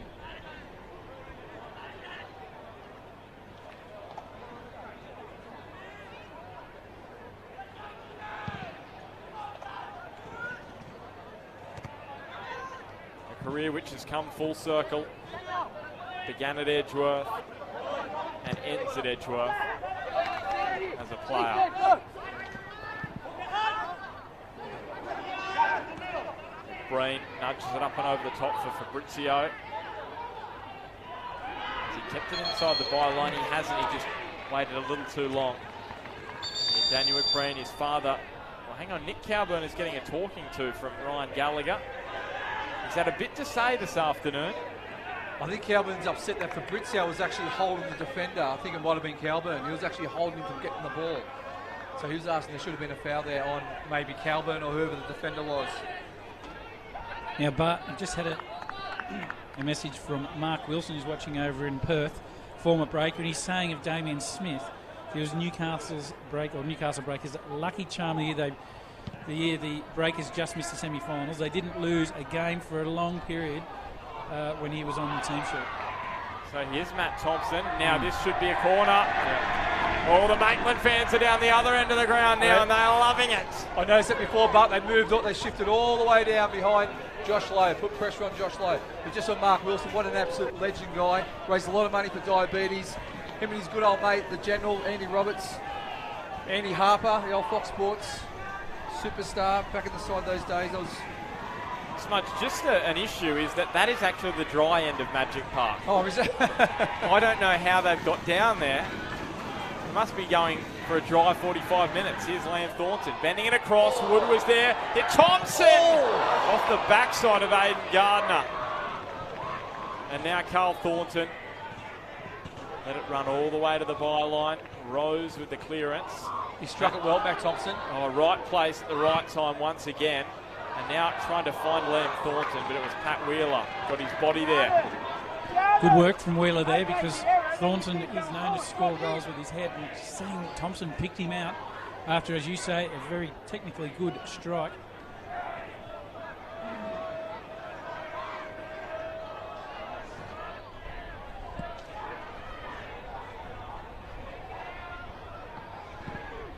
Almost an hour gone in the 2019 NPL Northern New South Wales Grand Final. Very even start to the second half. It was a very even first half. Just as we expected, the premiers Maitland, the first time premiers against Edgeworth Eagles, who are playing in their 5th consecutive grand final. We've had Magpies swooping the commentary box. We've had balls almost taking cameras out. Gardner back to McBreen. And now James Thompson profits from the scraps. A lot has happened in this grand final, but we are no closer to finding out who is going to lift the trophy. Remembering that Damian Zane has never gone a season trophyless with Edgeworth. If they don't win today, he will go a season without winning a trophy. And that's not really to say it wasn't successful, because they reached the round of 16 for the FFA Cup once again. They only just missed out on the premiership. He sets a high bar for himself, doesn't he? That's why he's one of the premier coaches in the region. It has been for the last 5 years. Thompson, and now Clark, and here is Wood, but it was Rose just there in time. All bounced up awkwardly for Davies, and then Keanu Moore rode on the back of COWBURN. There he is, the Eagles coach, alongside Gary Wilson,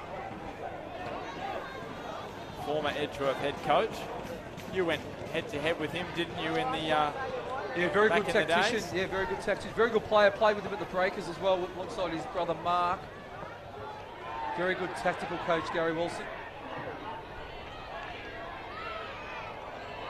Now, that didn't look good for Ryan Clark. I thought for a moment it may have been a problem. I should say James Thompson, but he's got up all right. Daniel McBreen turns and has a few words to say to Ryan Gallagher, because the free kick has gone Maitland's way, a roar around Magic Park. There is Michael BOLCH in his 4th grand final as head coach. Hasn't won one yet. The man next to him has won a 20s grand final, Gavin Wolfe, a couple of years ago. And what a result that was, a 1-0 win where Maitland played Hamilton. They were massive underdogs, and they got the job done 1-0. The only thing separating those two men were the glasses. Glasses, yeah. Here's COWBURN. Spot the difference, CT. Daniel, as soon as we win it, Mackle's got to get higher. Yeah? When we get it, you get higher. Don't come back if we do that.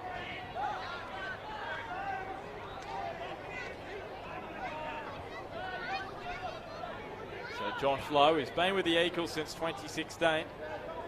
Late Macquarie in 2014, Charlestown in 15.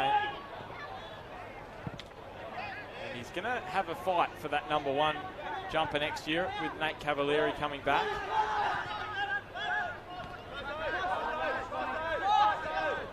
Nice turn.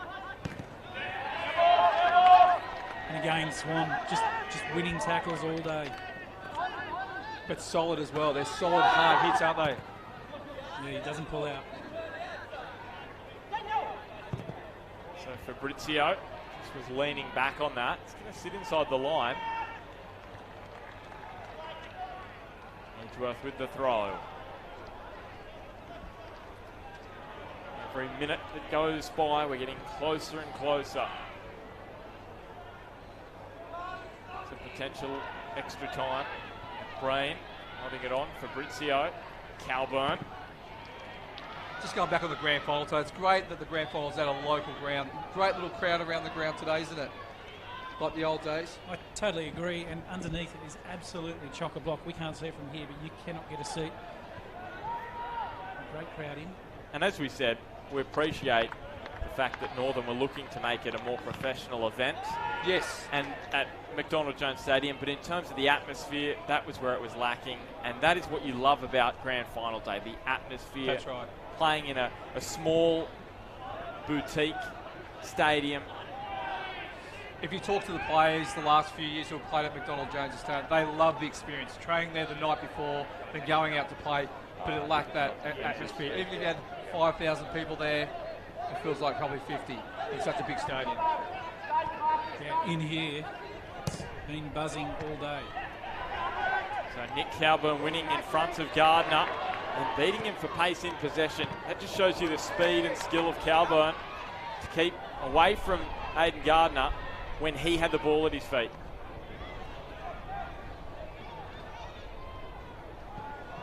Rose into Bauer, appeals about a handball, and there was.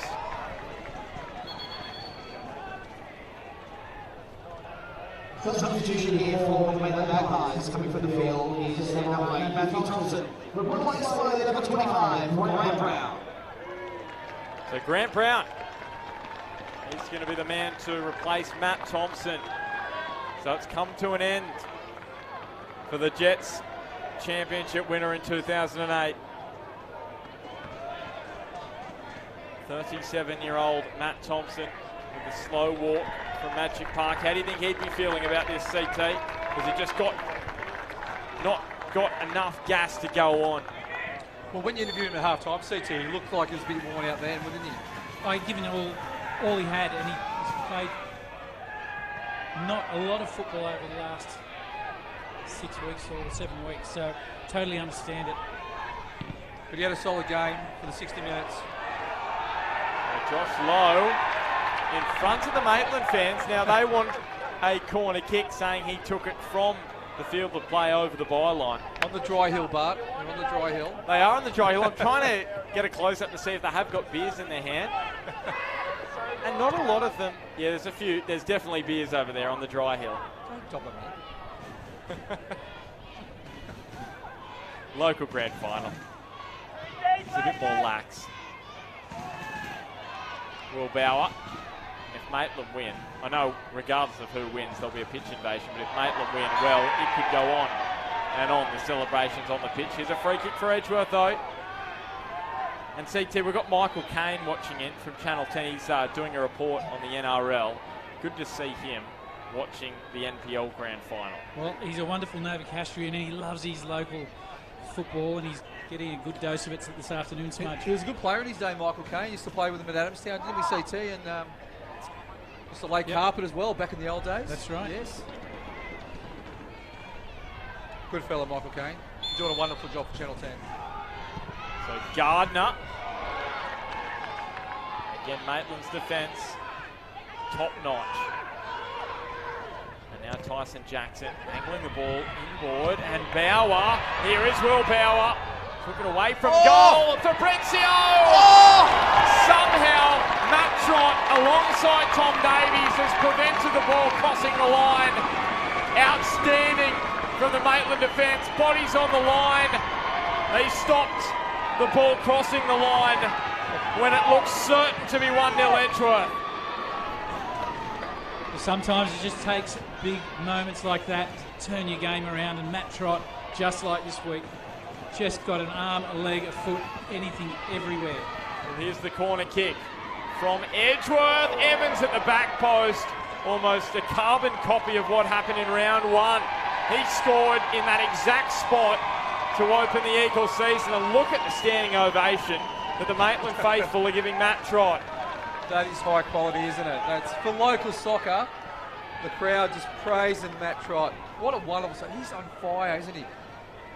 He's been with the Magpies since 2016. That was the first season they really began investing in their first grade side. They made the finals and they almost knocked Edgeworth out in the semis when Reece Thompson was coaching at the back end of that season.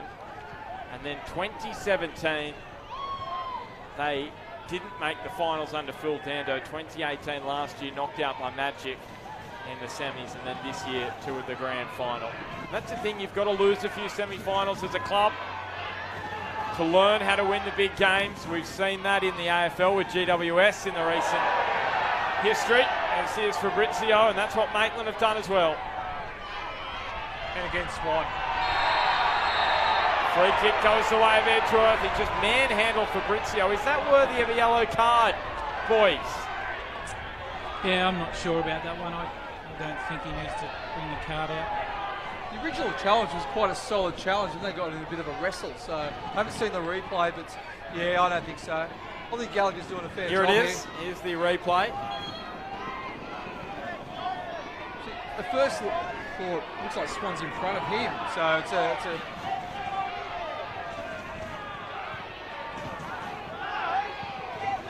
bit of a wrestle. Yeah, a bit of a wrestle. You wouldn't be surprised if you saw it given. Is Gardner. Well, it's just overpowered that. And the Maitland fans will tell you everything you need to know. I'll tell you one thing what's really classy today is the TV up the back of the hill on the northern stand. Yep. Everyone can see the replays. It's absolutely brilliant. Just about to say, Smudge, down there in the previous game, looking at that, and every time something happened, people were all looking for the big screen. It's a great addition to the final series. It is. And now it's the Edgeworth fans' chance to give some Bronx cheers. So when you look at the A-League, a lot of times you don't see the replays due to they don't really show the replays at the ground on the main screen. Well, here's a ripper. Keith Harris is enjoying watching this game in Glasgow in Scotland, so we love it. We love Bar TV being able to do this, take it to you around the world. Of course, Keith Harris, great coach, great player. His time at KB United as well. Hope you're having a great time over there, Harrow. The home of Celtic. I went and watched Celtic earlier this year when I was over in Glasgow. Lovely part of the world, Scotland, isn't it? How come everyone's overseas at the moment? There's always someone overseas, Smudge. There is, you're That's right. why it seems like this. Everyone's overseas. Here's Josh Rose. Harrow put his feet up. Probably what time of the day would it be over there? It'd be early morning. Take 8 hours off the time and you've probably got it. Second. You better work that out for him, Bart. About 8 o'clock in the morning, I would say. Second Guinness by now, Harrow. Here's the ball dropped up and over the top for Matt Trott to run onto. So less than 20 minutes now.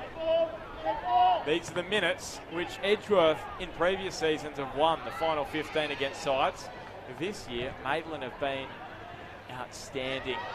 And now Josh Rose and McBreen, the two veterans, the former Mariners teammates, chiming in down the left. Here they are. Just playing a game between themselves at the moment. There's a poor ball from McBreen. Swan, COWBURN. Under some pressure, distributed quickly to Brown. Got themselves out of trouble, Maitland. And now Wood shuffles across the ground. Liam Thornton, not much width here from Maitland. Clark. Got away from Gardner. Oh! What a hit from Ryan Clark. And what a top-notch save from Josh Lowe. Deflection, who did that come off? The deflection, what a save by Josh Lowe. I was waiting for that to hit the back of the net, CT. I just couldn't get past your groan in my ear. Yeah, it did take a deflection. Sure did. What a save that was from Josh Lowe, deflection and all. Clark balanced himself up well here. It was Wheeler. It was Pat Wheeler. Big strike. What a save. Thornton. And then Carl Thornton, his brother at the back post. Another corner for Maitland. I must say, boys, the goalkeepers have definitely stand up today. Both have been absolutely superb.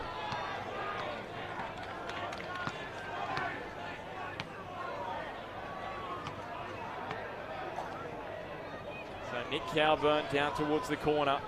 And Alex Reid still hasn't come on yet. He's been the late show specialist for Maitland. 4 of his 6 goals coming in the last 20 minutes of matches, COWBURN. And it was Josh Evans who won the ball. The strike from Thompson is going to beat COWBURN over the line. So it won't be Alex Reid, but it will be Sean Pratt. So Michael BOLCH saving up Reid. And Pratt, who assisted Matt Thompson's equaliser last week, celebrated his 21st birthday last Sunday. He's going to replace Ryan Clark, who almost opened the scoring for Maitland. Do you know what? This is a big call by Michael BOLCH. The game's just starting to open up. The pace of Clark could be very dangerous. However, Sean Pratt has done the job.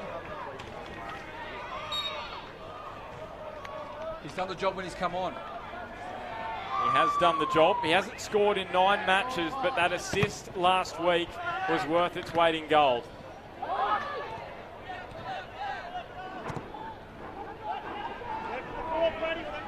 So Josh Rose.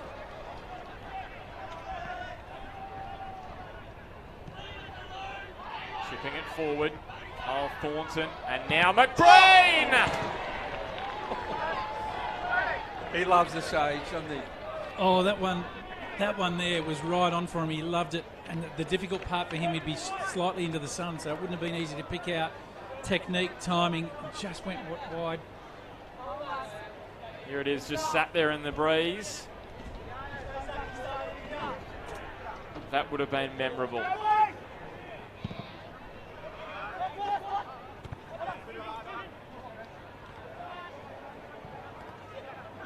Wheeler onto McBrain, and Pat Wheeler has gone flying through the air via Carl Thornton, who goes into the book, and McBrain gives him a spray. He'll be pleased though about the free kick.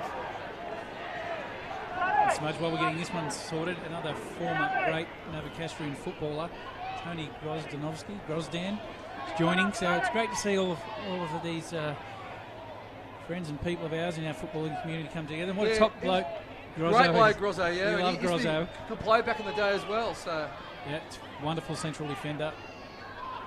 Hope you're enjoying it, Grosdan. So Rose and Bauer, and it will be Will Bauer.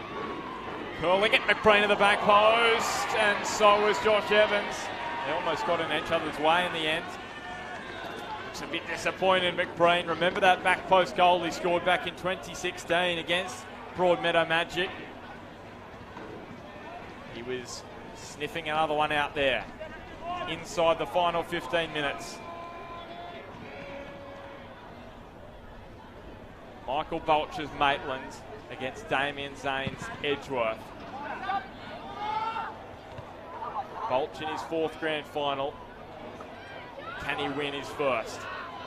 Sean Pratt driving towards the 18-yard box.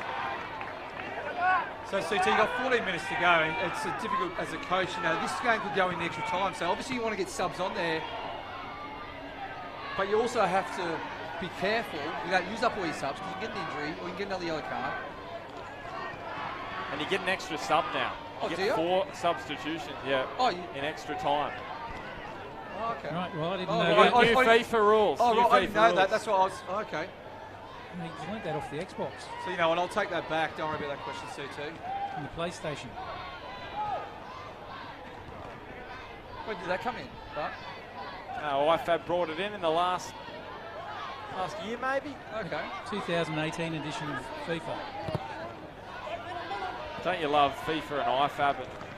That makes some interesting decisions at times, but I think that one is a good one. I think so as well. Because you want to go out and win at the game in the last 15 minutes, but also you need to be careful. If it's going to go to extra time, you've got enough players on the park to get through. So much energy is spent on a day like today in the grand final. A lot of adrenaline, and then you're running it out early. Saw the shift Maitland put in for the first 20. It was just relentless. Well, extra time results don't make good reading for Edgeworth. They've played 2 grand finals that have gone into extra time and haven't won either of them. Now, one of those was 2 years ago against Lambton Chaffers. 0-0 full time, and Lambton got the job done 2-0. Ridge Marpu scoring the go-ahead goal, and then Pat Brown the winner to make it 2-0. Sealed the deal. So Maitland will be pushing to ensure that they don't go into extra time here, because they know how good they've been this last 15 minutes. They have been imperious. And the man who has been imperious is not out there yet. Reid with 4 goals in the final 11 minutes of matches this season. Here is Thompson, and Lowe tracked back inside his 6-yard box. Comfortable in the air. Let's go through Lowe's head here, CT. He's got a barrage of Maitland supporters and every step of the way. The ball's coming across, and they're at him. Well, it's easy to say, you block it out, but how can you block that out? You're only human. Wood now to Pratt. And when you're not used to it, A-League goalkeepers very much would be used to it, but at a local level, he would rarely cop a barrage from opposing fans the way he is copping it this afternoon from Maitland. And that's when you can make simple mistakes. You can save the good ones, but you can make the simple errors because you just lose that concentration due to hearing the noise in the background. Pratt onto Wood, plays the 1-2. Still Sean Pratt goes on, the former Mariner, onto Andrew Swan. Thornton lost his last grand final. Did Liam Thornton in 2014 with Western. So did Andrew Swan. 2015 with Hamilton. Fabrizio. There's a lot of Maitland players who want to taste grand final success. Who have experienced agony in the past, and for Edgeworth the last 2 seasons, it's been heartbreak for them. Gardner's gone down quite awkward there, Bart, in the centre of the park. He's been quiet on grand final day, hasn't he, Aiden Gardner? Oh, he's been working he's been working hard defence, just getting his touch, getting off it. He's doing a good job, I feel. Maxwell.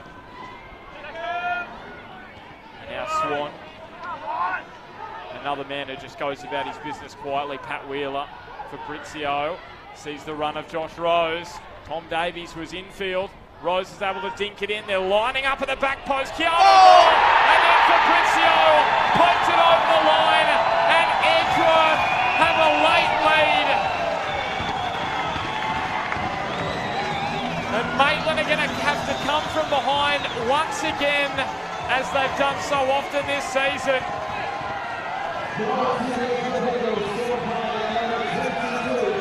And again, well played by Edgeworth. A few passes through the centre. Josh Rose again, perfect delivery. Great header by KEANU Ball. He's onside. He's saying here.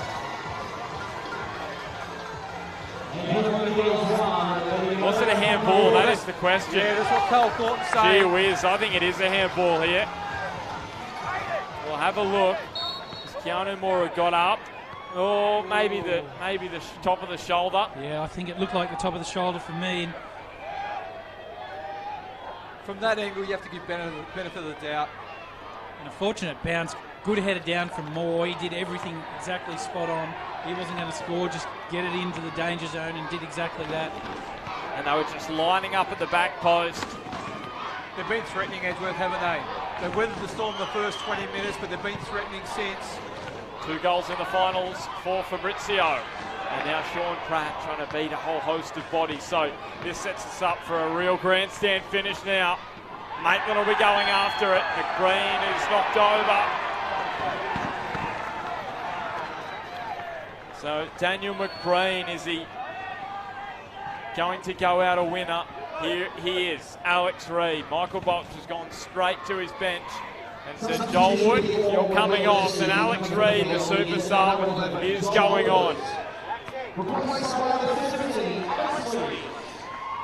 Can he produce another miracle, Alex Reid? It was he who scored the winner against Edgeworth in round 7. One thing, Bart, you do not ride Maitland off.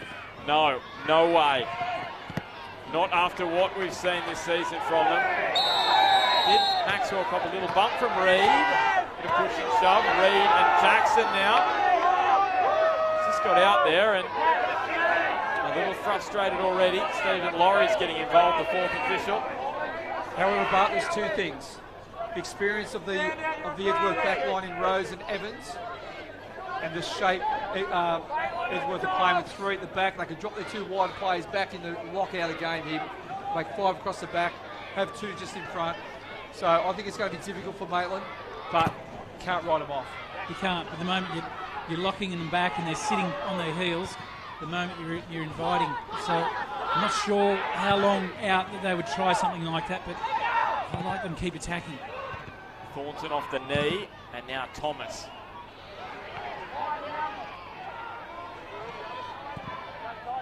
Here's Thompson. Now Josh Evans. Wheeler rolls it to Rose.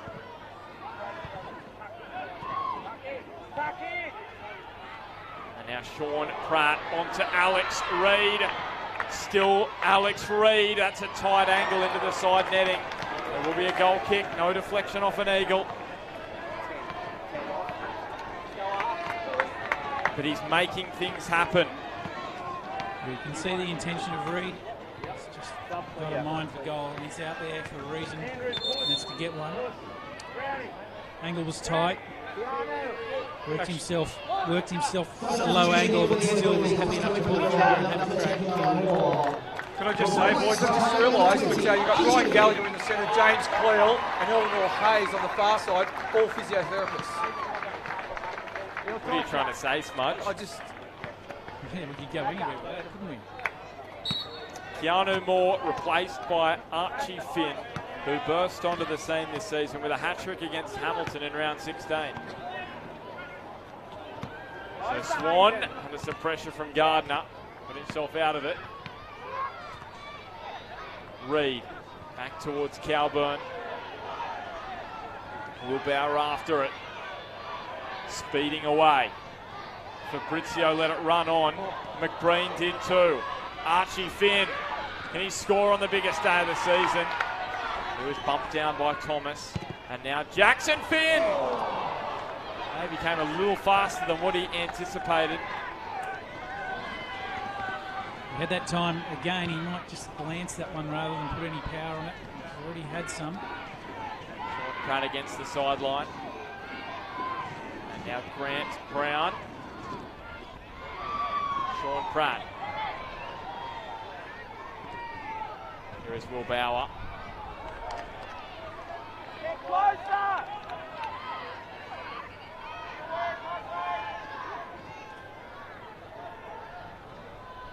Just over 4 minutes remaining in the 2019 NPL Northern New South Wales Grand Final. Maitland in a similar position to the one they were in last week against Broadmeadow Magic, and they pulled something out of the fire. It was a miracle. Late on, Matt Thompson scored the equaliser. Is their miracle mark 2? Matt Thompson's not out there. It's going to have to be another man. McBreen to Gardner. Edgeworth have got the players that know how to close out these big matches.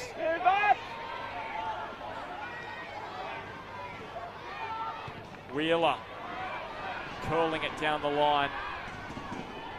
There's a magpie on the pitch just in front of Matt Trott.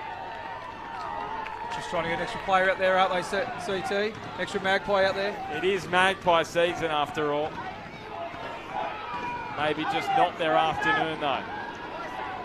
We did have one swoop at us in the first half. Yes, we had all kinds of things happening in the first 45. So Dan Fabrizio, the young man who's come from Canberra. And now Wheeler took a deflection. Here's Archie Finn. His feet almost moved too quickly for him. He's like Bambi out there. Here's Zach Thomas. So a chance for Maitland. Yeah, Archie Finn, it seems like his brain is moving a lot quicker than his feet can take him. He wants to catch up with the ball, and he... Well, I'll tell you what, that will never be in the case of CT. Go.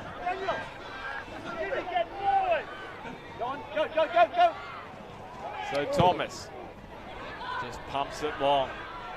Up goes Pratt. It was he who assisted the equaliser last week. And now Jackson. McBreen. That Trott was a long way off his line. I thought McBreen was going to pull one out. It's been good for Fabrizio. And Fabrizio will go for goal! An absolute thunderbolt from Dan Fabrizio.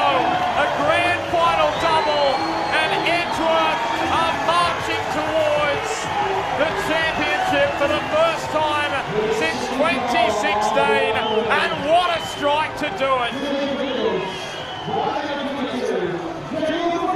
Tell you what, he's been good all day, hasn't he, CT?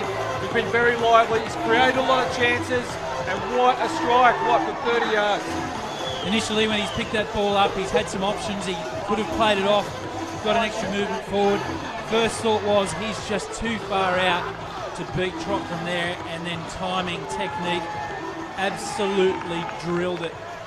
Trot, full stretch, couldn't get there. What a moment for that young man.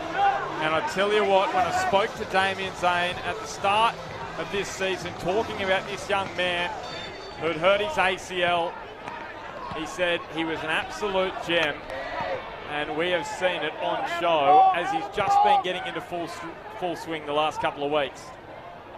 As COWBURN tries to beat a couple. Pratt, now Thornton, last chance saloon really for Maitland, and Josh Evans, I should say it's Pat Wheeler, who just thumps it over the top of the grandstand. And you can see a lot of the movement of the crowd, especially the Maitland crowd. They're on their way out the gate at Magic Park. They've had a tremendous season, haven't they, Bart? They have. First time premiers. You can see the Maitland fans heading out of Magic Park in disappointment. And Dan Fabrizio.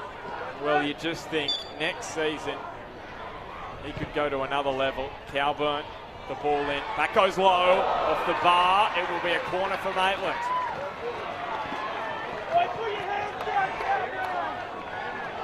Zach Thomas, he's frustrated. It's going to be a goal kick in the end. So 4 minutes of added time. Well, it will be a miracle if Maitland can equalise from here. And Edgeworth once again at Magic Park are going to celebrate victory. 3 grand finals here. The last 3 they've played here, they are probably going to win them all. You said before, Bart, I agree. I think Edgeworth deserve a trophy this year. They've been very good. Same with Maitland. Maitland ended up pitching the premiership in that final game. But again, DAMIAN ZANE and his side, he has them organised, he has them structured, he has them always ready to go, and they've produced today. Weathered the storm in the first 20 or so minutes. And that's what I was wondering. I was wondering whether Michael BOLCH would be disappointed that they didn't score in those first 20 minutes, but they had the chances. COWBURN hit the post, and that's the way the cookies crumble some afternoons. Gardner. It's going to be disappointment for Michael BOLCH again. 4th grand final. And now Pratt from distance. Gardner, now McBreen. He's going to go out a winner, Daniel McBreen. Does he have another memory for us? Bauer. Forward towards Archie Finn. That trot has been superb, let's be honest. He couldn't do anything about the 2 goals. Absolutely superb. He had a busy, very, very busy first half, especially in that last 20 or so minutes. Josh Evans just launching it. You just want Daniel McBreen to get up there at the top, don't you? You would love to see that. Give us one final chance, Macca. Here's Zach Thomas. And now Sean Pratt down towards the corner flag. Wilbauer wins possession. He's got Archie Finn up the top. And Finn just stuck out an arm. Probably would have been a handball. Let him have it, let him have it. He brought it down. Walk it. There he is, Daniel McBreen. He's just got 2 minutes left in his playing career. Gardner wins it in the air. Grant Brown. And here is Finn. He has McBreen, who is rushing towards him. Maybe he's just been a little overawed, Archie Finn, by the grand final. Hasn't had his best 10 minutes or so out there. Yeah, but it's great to be a part of it. He's come in, his debut season. It's been superb for Edgeworth. And what a great opportunity to play in a grand final. His first ever grand final in first grade in the NPL. And he's going to... comes out a winner. Well, he is. He's going to win it. So Archie Finn. Chris Turner just getting sorted downstairs. We're going to head into the sheds of the Eagles. So here is Gardner. Almost rolled in front of McBreen. So Wheeler. He has Daniel McBreen in front of him. Wheeler hasn't scored in 10 years in the NPL. And Grant Brown is going to... Well, surely there's a free kick in that. Definitely a free kick. Arms all over Pat Wheeler, but Ryan Gallagher been pretty good this afternoon. Here is COWBURN. Alex Reid nodding it back across goal. Maxwell with the clearance. Edgeworth's defence has been absolutely rock solid tonight, or today, sorry, led by Josh Evans through the centre. I like their 3 at the back, which comes into a 5 at the back when they need to. It's well structured, and that's sort of made them win the game today. They've restricted Maitland, only a few chances. Maitland looking for a late consolation. And it's not going to come. Aaron Pettisano is just seconds away from running out there for Edgeworth. From heartbreak to heroes. 2 years of grand final agony washed away on a wonderful afternoon for the Eagles. It's a 3rd grand final victory in 5 seasons. And this championship victory may well ease the pain of missing out on the premiership. For the Premiers, Maitland, their season is not over just yet. They'll play in the NPL finals next week, hoping to ease the pain of their first grand final defeat. Full time at Magic Park. It finished Maitland FC 0, Edgeworth Eagles 2. And we're going to head downstairs with Chris Turner. Yeah, thanks, Bart. I'm right in the middle and the thick of the action right here. Big moment for the Edgeworth Eagles and all the fans on the park here. I'm going to try and get a hold of Daniel Fabrizio, but I can't even see him at the moment. Might be able to get some assistance there. We might just wander towards, so we see all the young fans behind us. And I think security's on their way. They're loving it just for the moment, and we love it right here in the big games. We'll head towards Daniel now. We'll make our way over. The atmosphere down here is just absolutely electric. The players all congratulating each other. Edgeworth really keep just coming up with the goods time and time again. At the moment, I'll just see if we can get a hold of Pat Wheeler. Wheels, mate, congratulations. Again, more silverware for Edgeworth. How are you feeling right now? Yeah, pretty tired to be honest, mate, but yeah, it's nice to get the win. And as far as the club goes, I mean, your team, yourself, the players and Damien ZANE, the whole playing group and the club just keep coming up with the goods. Yeah, everyone works hard for each other and ZANE does a good job organising things, and yeah, it's good to see us get another win.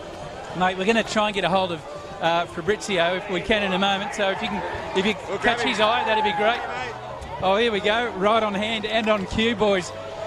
Look, congratulations. Look, what a strike at the end of the game there. My initial thought was that you're a little bit too far out.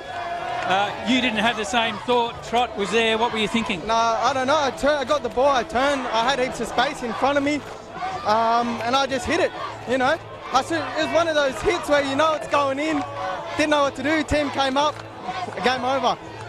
When it left your boot, it's timing, it's technique, it's power, precision. Yeah. Were you generally aiming to that bottom right corner? Yeah, I mean, we've been training shots, I don't know, since I got here. You know, I only started playing 2 months ago, ACL injury. It's nice to win a grand final. You know, playing 2 months, win a grand final, unreal team. Unlucky we didn't get the premiership, but we're going home with some silverware. Yeah, you sure have. We'll go and celebrate with your mates and enjoy the rest of it. But we might stay down here just for a moment longer, and I'll see if I can get a hold of Damien ZANE.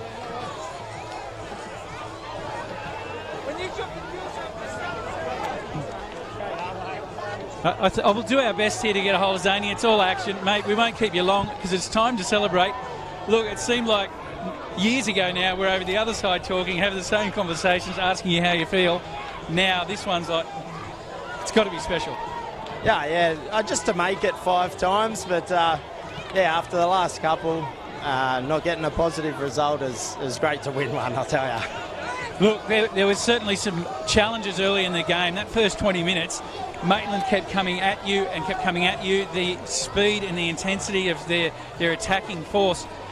We were saying it's a matter of time before they slow down and you weathering the storm. Yeah, that's a game of football, isn't it? You can't dominate for 90 minutes. I thought BOLCH set them up really well and they were causing us a few problems, but we adjusted a few things midway through and I thought we had a better second half, or second part to the first half, and yeah, after half time I thought we were good and I thought we might wear them down, and yeah, it turned out that way.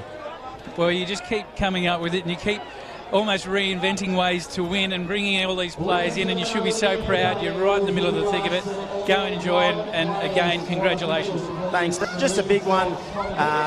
You know, I know Australian football loves semi-finals, but for me, the champions are still the team first past the post, but, you know, it's nice to win grand finals too. So, and that should be proud. They've had a great season. Yeah, absolutely they should. And everyone's here. They love the big occasion, don't they? And look, finally, before we go, we're going to try and get a hold of Macca. It's his last game now, and what a way for him to go out. I asked that in my pre-game talk to send him out a winner, and yeah, they did that. It got quite emotional. Actually, I was nearly crying in the team talk, but he's a club legend, and it's a fitting way to send him off. So yeah, couldn't be prouder of the boys. I can't actually see him anywhere just handy at the moment. You see his head somewhere. Yeah, no doubt. But if we can get hold of him in a hurry, that would be good. Yeah, absolutely. Look, we'll stay on with Macca and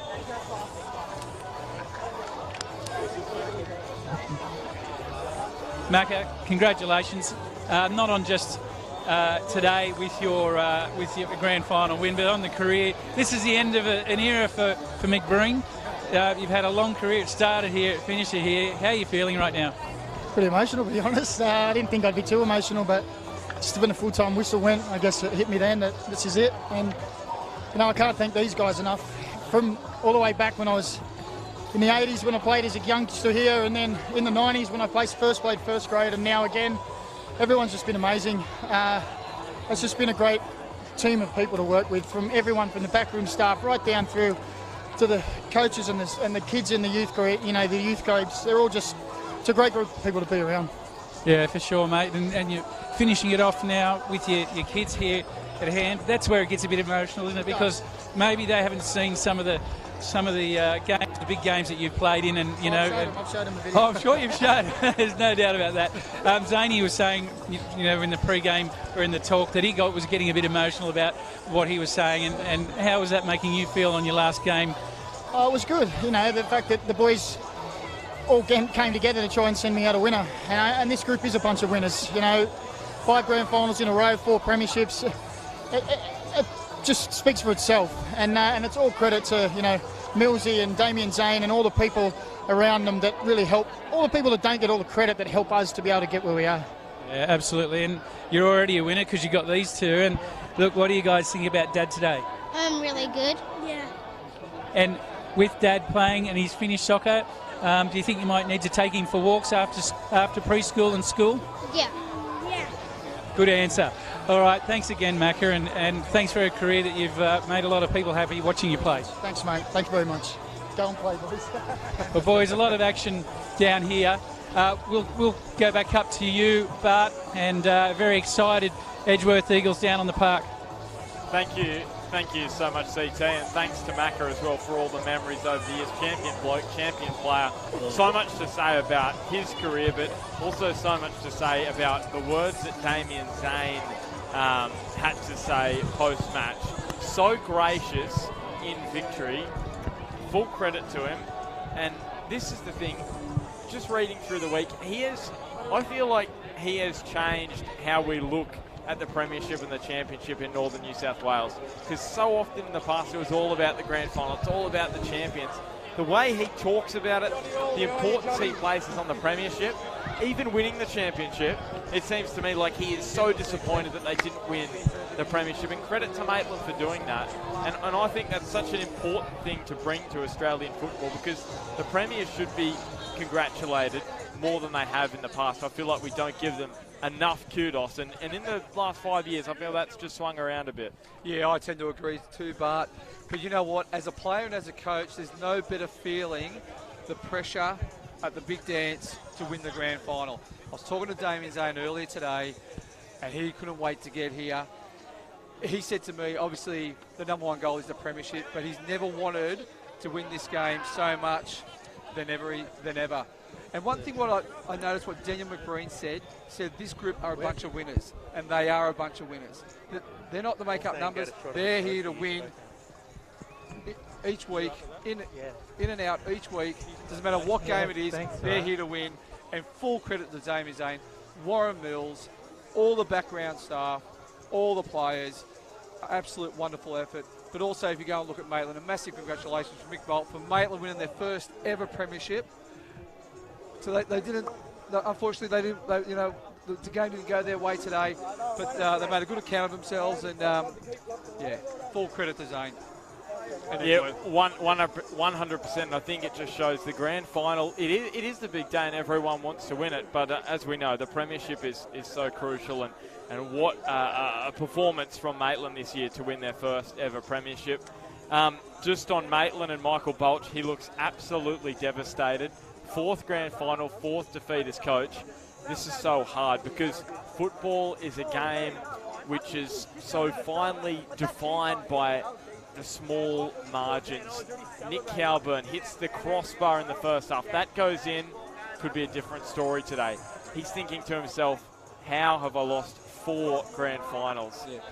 On the flip side there, Matt TROTT made some tremendous saves as well, so it could have went either way. However, the one thing is, especially with Michael BOLCH, with the premiership, if you lose a premiership, you sort of get over it quite quickly, okay, because you have to focus on semi-finals. When you lose a grand final, it takes a little bit of time to get over. Winning a grand final as a coach or a player, there's no better feeling. However, losing one, it's a bit of an empty feeling, and it does take a few days to get over. Well, the presentation is going to get started in just a few seconds' time, so we will head downstairs for that.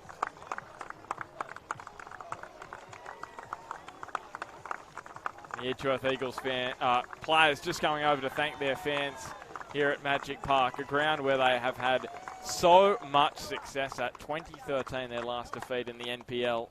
3 grand finals they've played here, their last 3 under DAMIAN ZANE. They have won each of them.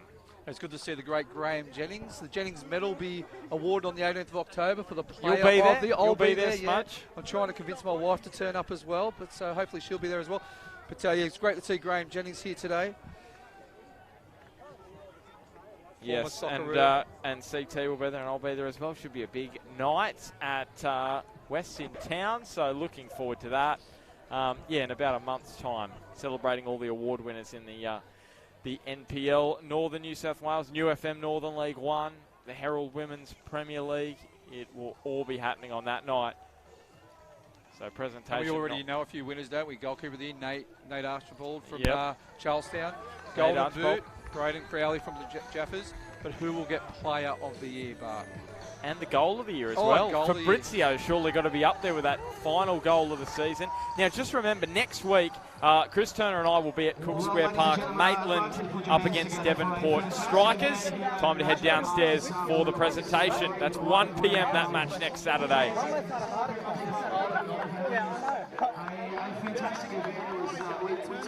This afternoon. I know the guys in the under-20s got a little bit warm out here this afternoon. It was a fantastic day for football. Firstly, I'd like to introduce on the stage this afternoon the Northern New South Wales Football CEO David Eland and Director Bill Moncrief onto the stage, who will assist us this afternoon in the presentation. Please put your hands together for our official party here today. I would like to call upon the Northern New South Wales Football CEO, Mr. David Eland, to say a few words and also present the 2019 Dave Williams Medal. Thank you. Good afternoon, everyone. Thank you so much for joining us for our NPL Grand Final this afternoon. Once again, can you put your hands together for our host, Broadmeadow Magic? They've done a great job presenting the facility this afternoon. Today's match finishes the 135th season of football in Northern New South Wales football. That is phenomenal. It is a history that so many other sports absolutely crave. And can you put your hands together for Edgeworth and Maitland for such a great grand final?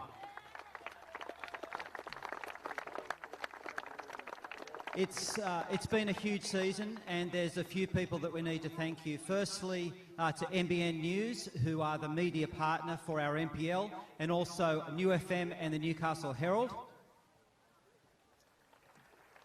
And also our major sponsors, the Newcastle Permanent Building Society and TAFE New South Wales. Our sponsorship is so important. Without it, the game would cost a lot more. So thank you very much to our partners. The last thank you that I have is to every single club that participates in our 3 premier competitions, particularly the volunteers. Without the volunteers, we wouldn't have clubs and we wouldn't have premier competitions. It's got nothing to do with the season anymore. The volunteers just work all year round to provide such great opportunities. So thank you to our clubs and all the volunteers. We're going to recognise the 4 match officials from today in a moment, but I'd also like to recognise the match officials across our 3 premier competitions. It is a thankless task, and unfortunately they're the most unpopular person at the ground, but your contribution does not go unnoticed. So to all of the match officials in our premier competitions, thank you very much. So it's my final job to announce the Dave Williams Medal winner, and this is for the player of the match, and it has been judged by our technical director Leo Bertos and also Graham Jennings, who is the most capped Socceroo from this region. So they're 2 very good judges of players. Graham had over 80 caps for the Socceroos, and Leo represented New Zealand at a World Cup. I'm very pleased to announce that the winner of this year's Dave Williams Medal is Josh Evans.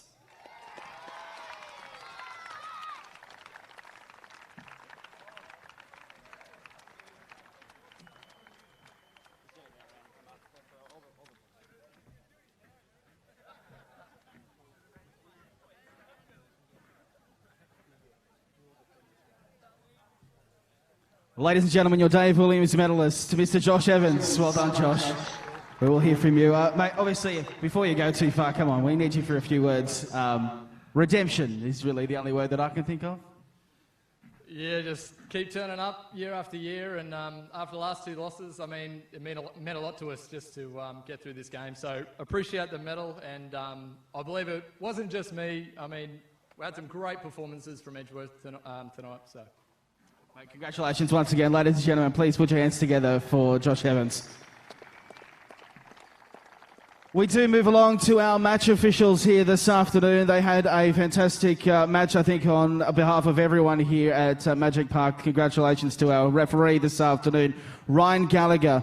Our assistant referees, James Cleal and Eleanor Hales. And our 4th official this afternoon, Stephen Laurie. Ladies and gentlemen, please put your hands together for our match officials here this afternoon.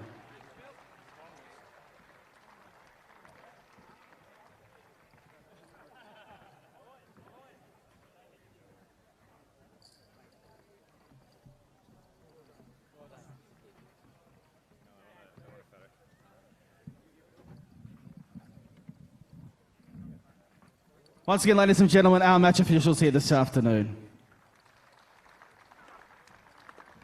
Unfortunately, with the grand final, there has to be a runner-up, and this afternoon we'd like you to put your hands together for the team from Maitland. A fantastic effort, I think you would agree, making it here to Magic Park for the very first time in the big dance, what we would like to call the entire Maitland team up to receive a medal this afternoon. In jersey number 1 was Matthew Trott, their goalkeeper. Number 17 was Alex Reid.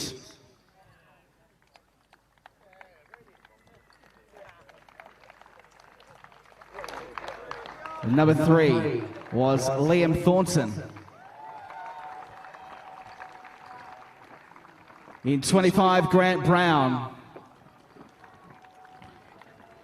Number 8, Matthew Thompson. Number 10, Ryan Clark.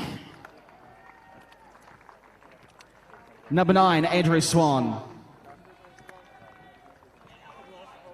Number 4, Zach Thomas. Number 12, Sean Pratt. And number 2, Thomas Davies. Number 5, Ryan Broadley. Number 11, Joel Woods. Number 30, James Thompson. Number 71, Alex Bozanovsky. Number 19, Nicholas COWBURN. Their coach, Michael BOLCH. And of course their captain who got them to the big dance, number 13, Carl Thornton.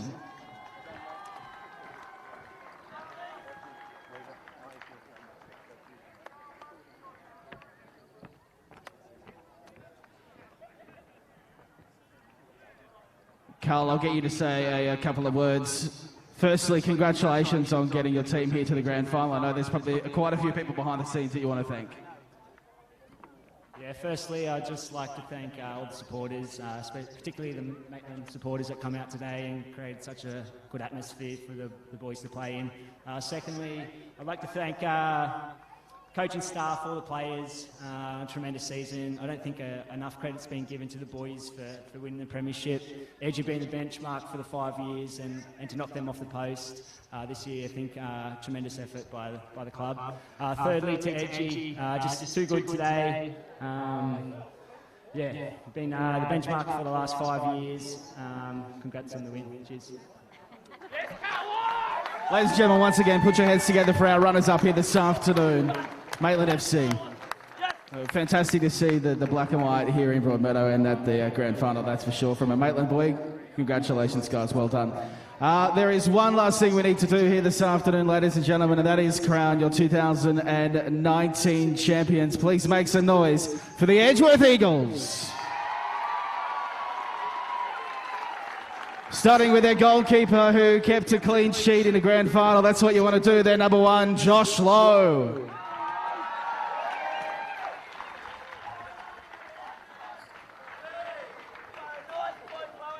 Number 4, Pat Wheeler.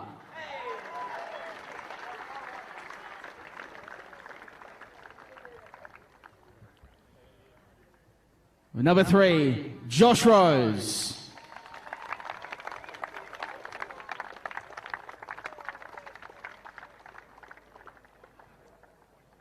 Number 23, Aaron Opposano.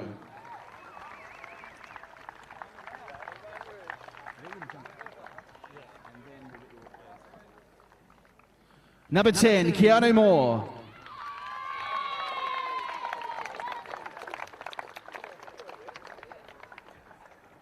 Number 16, Sam Maxwell.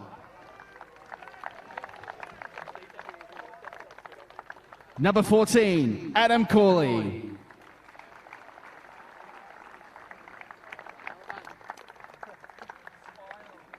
Number 5, Liam Spurway.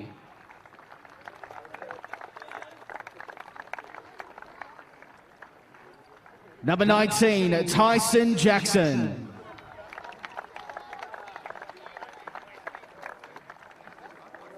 Number 7, Will Bauer.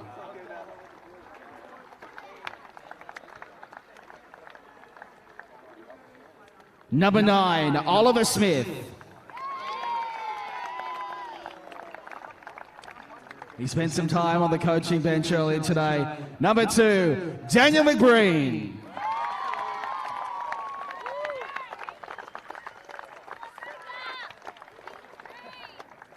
Number 8, Aiden Gardner.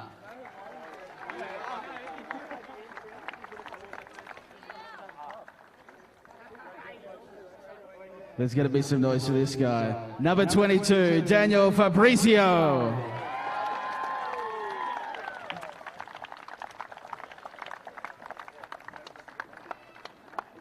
Number 21, Declan Crook.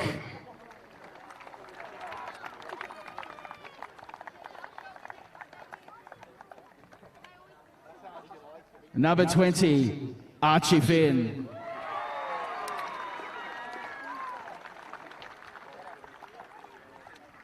And the coach of the Edgeworth Eagles, DAMIAN ZANE.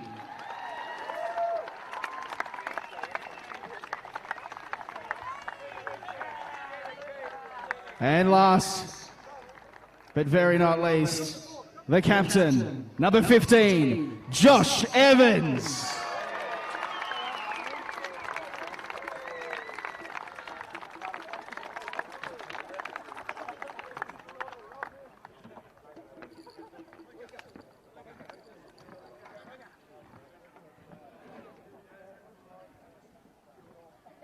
Josh, congratulations. We spoke earlier. You're the recipient of a great medal this afternoon, but I tell you what, to come into a grand final against a side like Maitland, you didn't know which way this one was going to go. Laurie McKenna said in the pre-game show he was going down to penalties, so it was going to be a close one to the end, but you've got to be happy with the result today.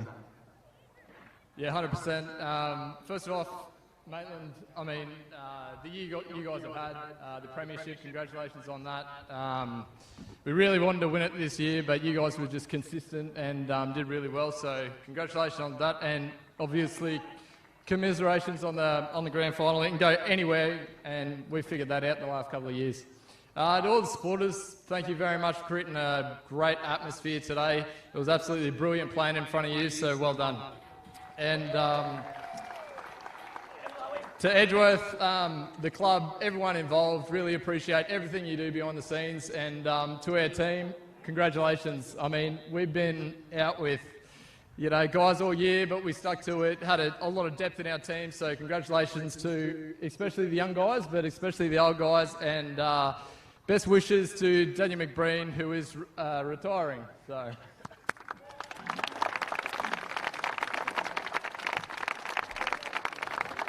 Come on, Daniel. There is one thing that we have left to do, and that is say a big thank you to Daniel McBreen. I think that it was a stellar day. Daniel, come on upstage. I was a bit worried because you got a complexion a little bit like mine, and there was a lot of sun while you were coaching earlier on today. But look, congratulations on a great career, and it must be a fantastic and fitting way to go out. Yeah, it's been a long journey with Edgeworth, and to finish off with these boys has been excellent. The last 4 years has been emotional in a lot of ways, and I can't think of a better group to finish with, and they'd certainly send me out in style. Well, once again, ladies and gentlemen, put your hands together for Daniel McBreen. I think we'll get the captain back up here as well, and the coach, and the entire Edgeworth team. There is one thing left to do. Ladies and gentlemen, your 2019 NPL Northern New South Wales winners, the Edgeworth Eagles.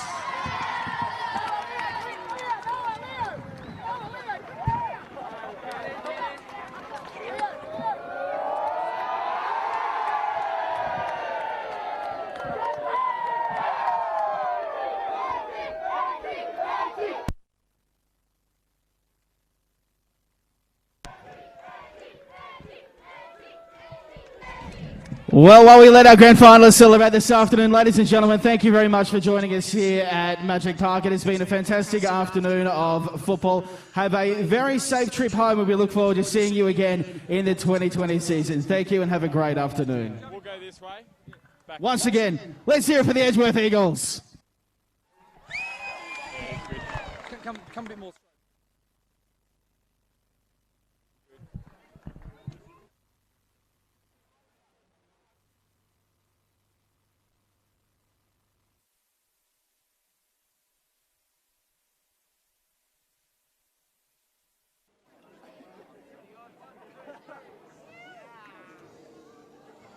So Edgeworth, the champions yet again. Smudge, you've started seeing We Are the Champions as well. You're used to this, aren't you? I love Queen. Love Queen. Love the movie as well.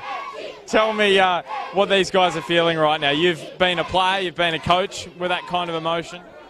You know what? In a way, you sort of feel relieved, in a way, but the euphoria of winning a grand final is unbelievable. You have that buzz for the next few days. For Maitland, it takes a few days to get over grand finals, but they'll get over it. They've had a great season, but full credit to DAMIAN, ZANE, Edgeworth Eagles for another trophy, another bit of silverware. And CT, the interviews with you, they were so gracious in victory, Edgeworth, what DAMIAN ZANE said, what Daniel McBreen said as well. They understand the premiership is what they really want. They're happy with this grand final. You could hear Josh Evans in his speech. They all are disappointed they didn't win the premiership. They know the grand final can go each way, and for Michael BOLCH, for the fourth time it didn't go his way. He looked absolutely shattered this afternoon. Yeah, it creates that drama, that that whole feeling, you know, of either euphoria or just that ultimate low of not winning.